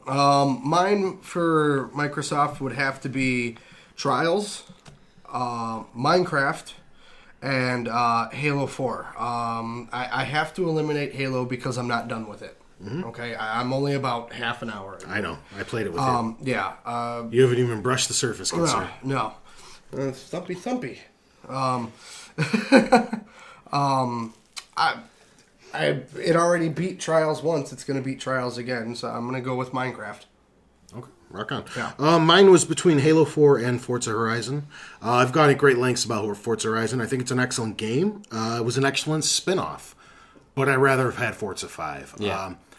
I'm not giving it to Halo 4. I don't want that to be misinterpreted. Halo 4 earned it. As the only one here that did beat it, and I probably put significantly more hours than both of you got a dirty look. Well, he's not. You got a dirty look. I know he. Hey, there's a chair. Hey, there's a chair right there, buddy. Step up. He's not. I'm talking out of us three because neither of you voted for it. I'm giving Halo 4 its due. It's due credit. Halo 4. I'll talk about it a little bit more later. But for right now, just I want to talk about that a little bit more later. It's the best game from Microsoft. Halo 4. You didn't beat on Legendary. You're a bitch. Oh, he said your mama looked like Viscera. Yep. Okay. We have the audience screaming Halo Shut forever. up back there. So We have an audience for we this have session. one last segment, and this is where I'll be talking a little bit more about Halo 4. That's why I wanted to save it. Indeed. And this is the GOTMFY Game of the Motherfucking Year. This is it. This is the big boy. Take your time. Try not to cut each other off. Just let everybody go into a little rant. Okay. Go ahead. All right, so I narrowed my list, not very much, but anywho. I have FTL. I have Mass Effect 3. I have XCOM. I have Hotline Miami. I have Walking Dead, Far Cry 3, and Trials. I couldn't narrow it many more. But I'll narrow it right off the bat here. Talk yourself through it, because that's what I'm going to do with mine. Yeah, that's what I'm going to do. Start eliminating what I'm you taking don't. Hotline Miami off, even though I have beat it already. It is just kind of a rinse and repeat kind of thing. So I like it, but not for my game of the year. Let's see.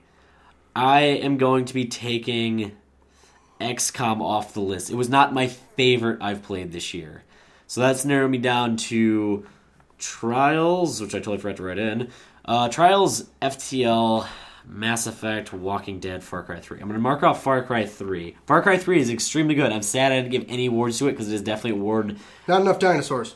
winning. But More dinosaurs and you win forward-compatible awards. and the way we have it, it just doesn't have a category for it. If we had like a best shooter, I would have given Far Cry 3 probably best shooter. So that narrows it down. For Game of the Year, I'm going to mark FTL off. The reason I'm doing that is I haven't beaten it yet. And most people will never beat that game. It's just so freaking hard. That doesn't hold it back, but it's holding me back from knowing what actually happens when I win. The amount of actual stuff in that game is kind of awesome. It's really hard to unlock, and just it's kind of random how you unlock it. Like I've only unlocked like 3 of the 9 different ship types because I just haven't run into the specific scene that happens. So, Mass Effect 3, Walking Dead, and Trials. Sorry, a little bit sick. Walking Dead. I really like it. For me, there was too many glitches with Walking Dead for me. There was frame rate problems. There was cutscenes that got messed up. There was interactive parts that got messed up because the frame rate would just drop for no apparent reason. And even like when I would die because of that and then reload it, there wouldn't be that same thing. So I don't know why that was, but I don't know, a few people ran to it. Sadly, Walking Dead. Did I give any awards to Walking Dead? I don't think I did. That's really sad. I really... Best story would have been Walking Dead, I think. But I'm going to take Walking Dead out just because of the... I think the technical glitches of it hold it back for me a little bit. So that brings me down to Mass Effect 3 and Trials. The 2 games Mark talks about more than anything. I would have to give probably The Walking Dead my number 2 spot of the year for favorite game. I put Trials at number 3, actually.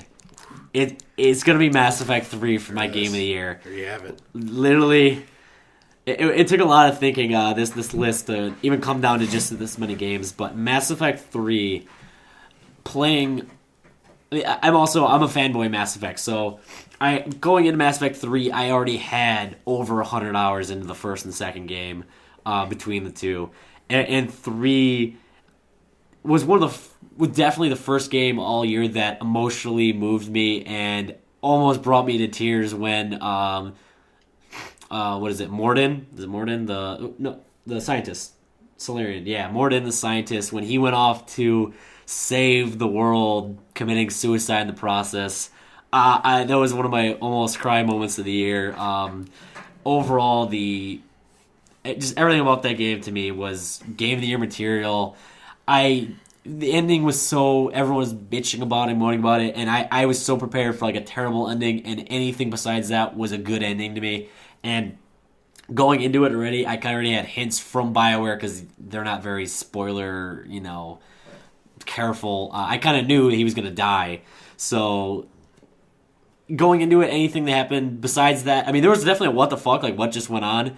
But I gave it to Mass Effect 3. Everything about that was solid. And that, even the implementation of the multiplayer with the horde based. Sorry, sick again with my nose. That was awesome. I loved how they brought in the multiplayer into the single player, and then you could basically get a better ending just because you're playing multiplayer, which is great. So that's my game of the year for 2012. Nice. Oh, I thought you were pointing at him. I need my pen to start scratching mine off when you're done. All right. My list is nowhere near as long as yours. It would have to be Minecraft. Communist. Hey, whatever. Would have to be WWE 13. Would have to be Transformers. And would have to be Walking Dead. I'm gonna keep it really, really simple. I'm gonna narrow it down to 2 out of the 4. It's gonna come down between Transformers, just because I was absolutely shocked and surprised. I never liked Transformers as a kid or anything like that. The trailer that they put out, which I've spoke about many times, caught my attention. Picked up the game, played it, and actually thoroughly enjoyed it. Made me care about some stupid ass robots for alien robots, like 20 hours Not worth of even gameplay. Buzz Lightyear robot. And the way that they play it is one chapter is Autobots, next chapter is Decepticons, back and forth, and you're playing both sides of the war. And spoiler, the final level has you switching back during the same fight, and it comes down between Megatron and Optimus, and you have to choose which one you're going with. That's fucking awesome. That's cool. Yeah, it does. Like literally, you decide which one you want to win, and how you want. There's actually 2 separate achievements for it too. We cheated to get it, but and even Angry Andy, I know thoroughly enjoyed that game. It was very unique. We thought it was just going to be kind of like Gears of War skinned with robots, but it wasn't. It was a lot more. That was Fall of Cybertron, right? Yeah. The first one was War for Cybertron. Yeah. One of the biggest surprises was being able to play as Grimlock, and see, that's on the list because you get to play as a dinosaur. You could play something Instinct, something on Steam. Plays dinosaurs. Don't go on. Yeah. If you want dinosaurs, I got dinosaurs for you. No, it's okay. I'll wait for Jurassic Life to come out. Sounds like a Sims game. It's Jurassic Park made in Half-Life 2 engine. Huh. What? So like The Sims, right? What? The dinosaurs? Yes, the dinosaurs were. I didn't do any multiplayer of it. I just did the Survival story. Instinct. That's what it is. My game of the year, though, big surprise, because I haven't picked it on any of my lists yet, is The Walking Dead. I know it had a lot of glitches and it had a lot of technical flaws, but on the storyline and being able, kind of what you were talking about, to grab my attention and draw me into that world and make me care about the characters. I believe her name is Carly, the reporter chick. Yeah. In my storyline, she gets shot in the fucking head, dies right there on the side of the road. Yeah. And I was just like, what the fuck? No. Yeah, that one's unavoidable, sadly. I don't wish it know. wasn't. I think there's a way around it. I haven't tried it yet. Maybe. I think if you favor... If you out Ben, she might take him out. Maybe. Are we doing spoilers for it? Actually, the whole thing is spoiled. Go ahead. One sec. I actually can confirm that there is no way to save her. My girlfriend outed Ben as much as she could, and she still gets shot in the face. Okay. God damn it. I'm about to ruin Halo 4 in a few minutes here. That's good. Just let everybody know. I already kind of got spoiled. In Chapter 4, Lee gets bitten. He gets infected. At the very end of the game, you have to have Clementine.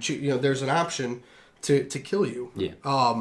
which is why I think that she's going to be the main character of season 2. Yep. It's going to fast forward so she's a little bit older. Maybe like a teenager or some shit, yeah. Yeah, that's what I really think. And the fact that they were able to take this property and make it so unique from the hit TV show that they have and the hit comic book that they have. And yeah, there was a couple of intertwining characters. You saw Glenn, you saw Herschel. I don't think that anybody else really popped up that I can place. But the fact that those characters were just there as like cameos, and they were just there for a few minutes, they were completely irrelevant to your story. That they were able to take this property and craft such a tale from it was phenomenal. And for being such a small studio, and I didn't encounter as many of the glitches and stuff because I only had episodes 1 and 2 downloaded. Mm-hmm. I've been playing it on the disc. Maybe that helps a little bit. I don't know. I haven't had as many problems. I've seen a couple of them, but considering what they've been able to put out and the story that they've provided, the pros completely outweigh the cons for me. And to see a small studio like that finally break through in this AAA industry. And I'm by the way, I'm so proud of you guys for not naming Call of Duty or Assassin's Creed or any of these. I am so done with Assassin's ridiculous, Creed series. Like that you hear on everyone else's lists for AAA games of the year. We've kept it very unique, and I know you're about to go into. I have one AAA game, and that's fine.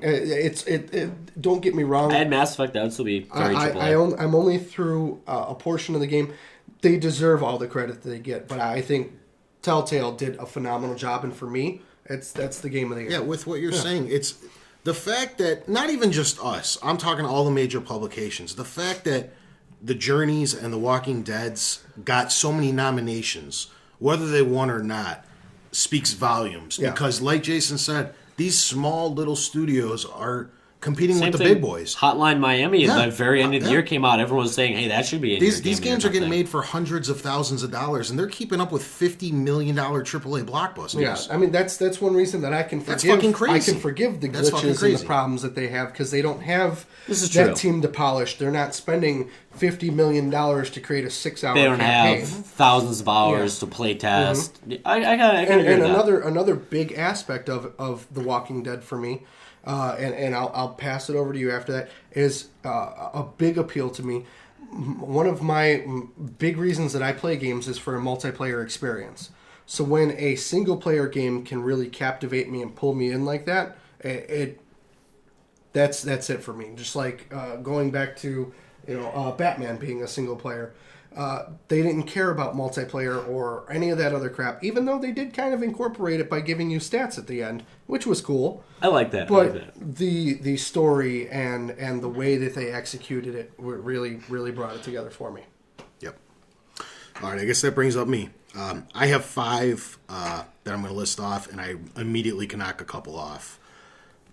Actually, I know my 2 finalists, but I want to go through it all.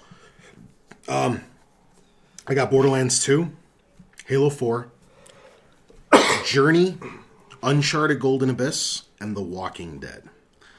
In 5th place, probably not even 5th place overall, just 5th out of these 5 that I chose is Borderlands 2. The game works so well. Just because the story wasn't as drawing to me doesn't mean there was anything wrong.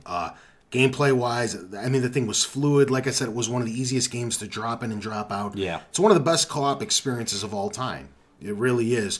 Just because it didn't keep me as glued to the story, it was its major downfall and why it didn't win. But you can't overlook the fact how well everything works. It's an excellent shooter. Everything about it plays smoothly. I didn't see too many issues, too many glitches. The shit worked for being as big of an open world game as it was. You also didn't play as the midget. He gets stuck under a lot of things. Okay, yeah, that could very well be true. Little bastard. The next one I'm going to knock out is Uncharted Golden Abyss. That'll take either 3rd or 4th. It really doesn't matter. It's just the one I'm going to talk about next. As amazing as that game was, and as impressive as it is, and this is all while being a launch title. Don't forget that. Launch titles are usually made to showcase a new piece of hardware, not to push it to the limits, not to be a truly exceptional game, just to show what this new hardware can do. And sports. Uncharted, yeah, exactly. Uncharted does that beyond belief. It utilizes the back screen, the front touch screen, and all the controls, but it doesn't. It lets you play your own way. If you're super into touch, you can play a lot of that game using the back or front touch screens. But if you're an old schoolist like me, they'll kind of showcase the other options, but they'll let you play completely from the normal buttons. And it's so flawless. Like it goes so flawlessly. It has to be.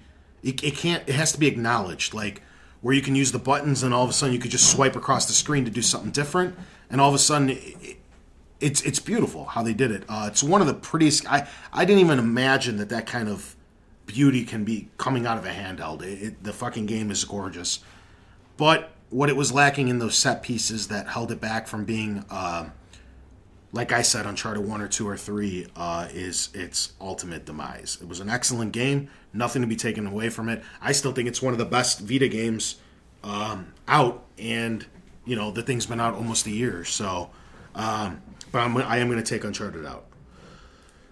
So now we have Halo 4, Journey, and Walking Dead. And the next one I'm going to remove from this is Journey. I had a lot of fun with this. And I know I spoke about it a little bit earlier. But I also didn't have the experience. I don't know if it's because I'm like half dead inside or whatever.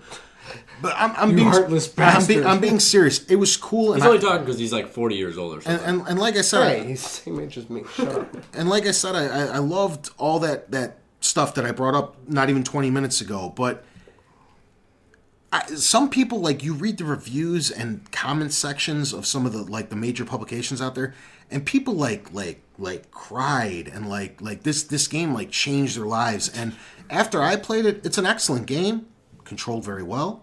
I thought they had some very interesting concepts, and it was all performed nearly perfectly. But I wasn't on the verge of tears as it was ending. It had one of the cooler endings this year. Is you're kind of the whole premise of the game is you start down here and you're trying to climb this huge mountain.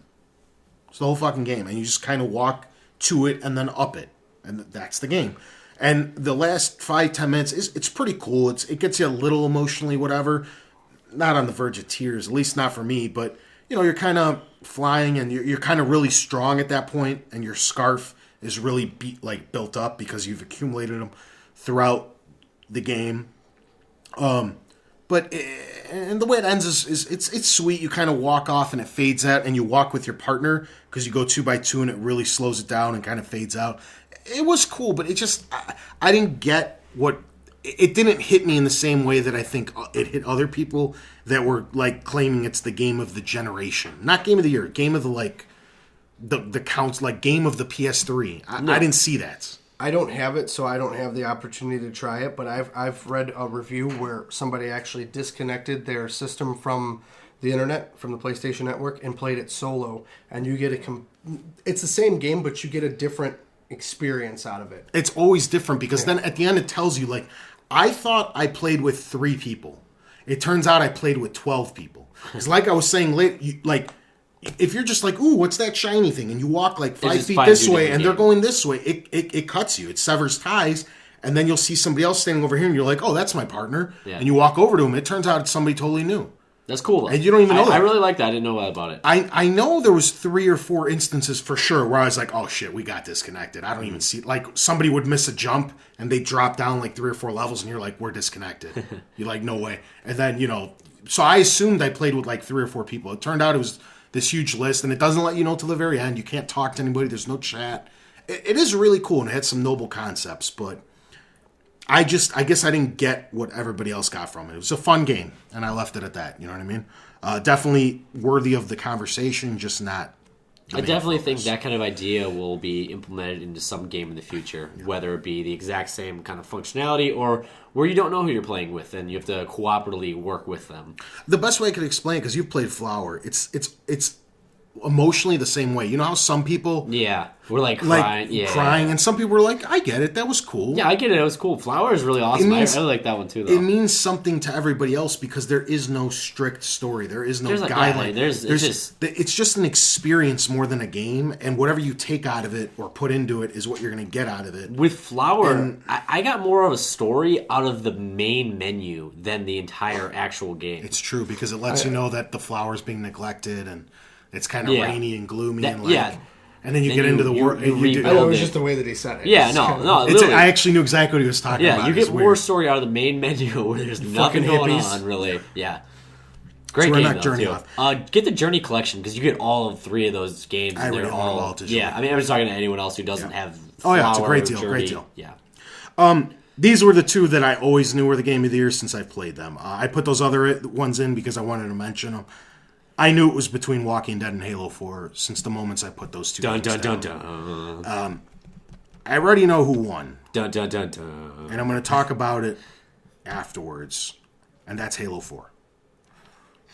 Walking Dead The audience, again, agrees. Walking Dead was one of the best experiences I've ever had in my life. So much so that I even said on the cast before, I don't even want to replay that game because if something goes a little different, I don't want it to change my opinion from when I walked away from that game. That thing struck a chord with me that few video games ever have. But what's up? I want to tag up on what you said since I stated earlier that I restarted. Well, I wasn't quick enough to make some of the same choices that I made going through 1 and 2, and I was like, "Fuck!" That's exactly why I don't Because want to do it. I was trying to remember what I did, and then I know I slipped up on some parts, and I was just like, "Motherfucker!" It's quite literally one of the best stories I've ever played in a video game. That being said, and I don't want this to be toward you at all. I mean, I respect your opinion. For me, Hey, it came in number 2 for you, so it's not even that bad. but this is Yeah. why it simply cannot win. It was too broken. I know you haven't That's what I experienced the came same out thing. with, too. No, it not even just for me personally. I heard horror stories. You read shit up online where you'll finish a chapter and it'll just lose the save. Yeah, I mean, Telltale's actually giving people disc copies of for the PC and the Mac because there's some type of glitch that's not allowing it to go further. And besides that, with the frame rate issues, sometimes even when you were reacting to something, the game wouldn't pick it up, even if you were quick enough, and it would count as a miss. Even when you were hitting the buttons. I played on the PS3. Everything's different. Like, I heard the iOS version has the most problems. Next is PC. Then I heard PS3 and Xbox runs the best. See, I do have them, a couple of them on iOS, and I again haven't encountered any issues other than me missing where my hand's supposed to be. Hold on, wait. That one time, what was it, episode 2 at the farm? Oh, that was different. That was the controller's fault. Yeah, but I mean, Yeah, blame the controller. Yeah, exactly. People also didn't realize that there was an issue towards the end of 2, and I don't want to get too far off. But when the dairy farm chick has got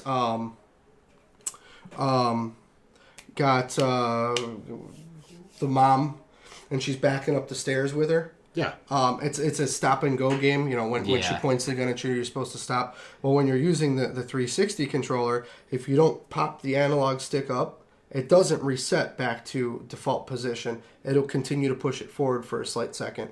So there was tons of people on the forums bitching, it's broken, it's a glitch. And they came out and said, you know what, just try pulling up your analog stick a little bit. Try it again. I don't have a pressed in analog stick. Yeah. And just, you know, but yeah, we were stuck on it for like a good half an hour, and then I was like, Andy, try my new controller, and it worked. It worked. Okay. Well, here's the other thing too. It's not even just those, which are huge problems. Yeah. I mean, games can completely erase the terrible frame rate issues. Skyrim had a ton of issues nobody could have missed the last year, frame rate too. issues. I don't. That's what got Game of the Year most. It was atrocious. The frame rates. The one thing, even simple controlling, it is one of the worst controlled games I've ever played in my life. And a lot Yeah, of when you go to like the shooting places. No, everything about it is terrible. See, the point and click, it's all right, but it's what else can you do with the point? So you're and click? forgiving it because of the story. Really look at the controlling mechanics. What I meant atrocious. is, what can you do with a point and click? You know, what I mean, you have to drag it across the screen. That's what I'm saying. But even the way they implemented stuff, like when you were saying the shooting, thing, shooting's awful, and it's just like this. Like it tries to be a first person shooter. Too sensitive for those 10 seconds. It tries to be a first person shooter, and it's the worst. Like if a first person shooter played like that, I would never play a first person shooter in my life. And then it jumps into something like you're saying, where it resets in that thing where they're backing up the stairs, or in episode 5, which you haven't gotten to yet. It doesn't matter. I already know about it. In the barn when they drop down, it's so fucking broken. But you just keep looking past it. The story can only cover up so much. And I didn't look past it. I'm not taking anything away from this game. I think it's one of the best games ever made story wise. But for me to put my seal of approval, my game of the year stamp, if you had to buy one game a year, this would be it. That's kind of what you. I think the only point that I'll bring is I've played a bunch of their other games. This is the best Telltale's ever made. Wallace and Gromit, Back to the Future, Jurassic Park, Walking Dead, and I've encountered a lot of the same issues in their other games. I think they're more... It's how those games are. They're more vocal because of the popularity. Yeah, I know. Jurassic Park was broken and shit like that, too. That was fucking horrible. There's an impossible... When I borrowed your Jurassic Park, there's an impossible achievement that they haven't patched. Really? You cannot get it. Really? Okay. Then... fucking whatchamacallit, Back to the Future was the exact same way. It's broken as shit. But we're not talking about those games. What I'm saying is, I understand they're a smaller studio. I get all that. There's no excuse for all those glitches and to still be crowned superior to everything else that came out, because it's a great game and I loved it. But for, like I was trying to say before, for me to put my seal of approval for everybody out there who hasn't played these games, and Tony to be like, this is the game of the year, I can't do that on something like that. Especially when I put it up against the game that did win, in my opinion, that's Halo 4. As many of you know who listen to the show, one of my biggest pet peeves is shit coming out not ready. Needing day one patches and all this crap, and shit just not working. Halo 4, aside from the story and everything that I'm going to get into in a minute, just on a sheer technical standpoint, is one of the best games I can remember this generation at launch, with how well it worked right off the bat. Getting in and out of matches, the lag, just everything that usually pisses me off, and these huge 2-3 gigabyte updates that have to happen on day one. Or the 4 gig install. No, 8 gig. The 8 gig install for Halo. You need to install Halo 4 to play it multiplayer. Well, I'm not talking about that. Oh, okay. Yeah, no, I'm just saying. I mean, there was that, but it was just for multiplayer. I know. I knew it was going to be bad. I know, just keeping you... With Halo, there's never been a game that worked so well out of the gate. I remember that game was pretty much flawless as it came out, and it shows the amount of polish and love that went into this. And I know I've been talking about this since we started the cast. I thought 343 was going to do an amazing job, and I never was worried about them. And in a lot of aspects, I feel that they out-Bungie'd Bungie.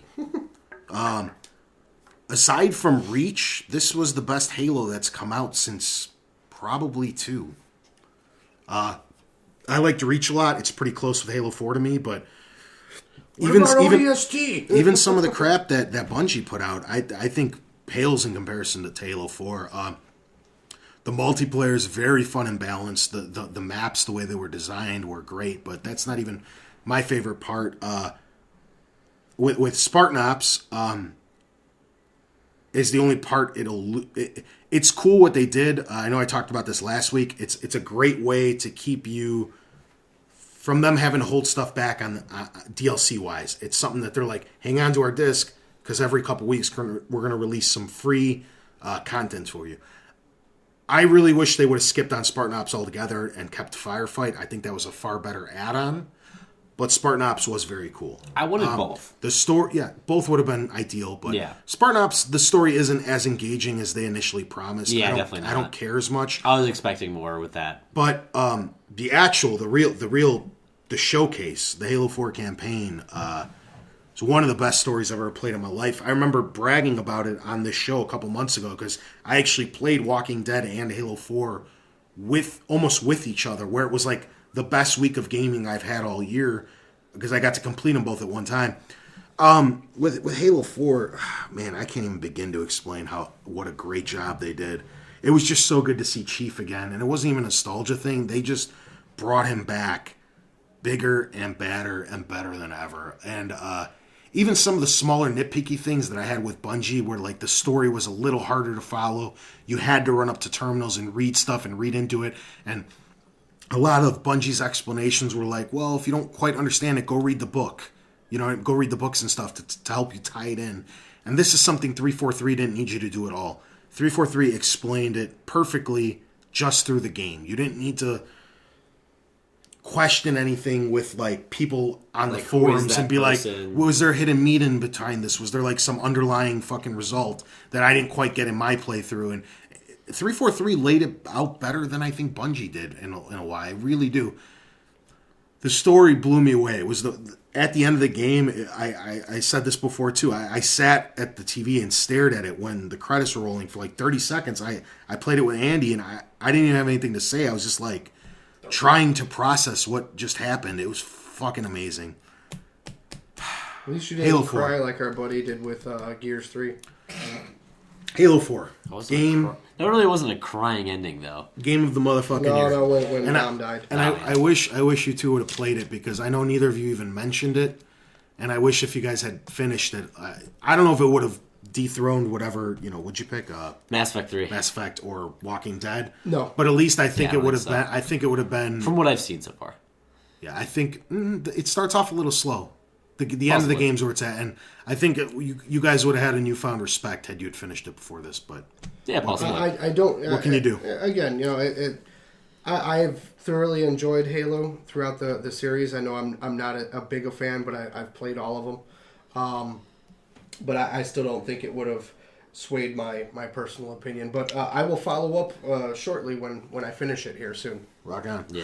Aside from that, we're sorry about the ridiculously long cast. We knew it was going to be like this, but it's game of the motherfucking it's year. Game of the motherfucking year. Aside from that, we'll catch everybody up on the tournament next week. But you guys got any final thoughts?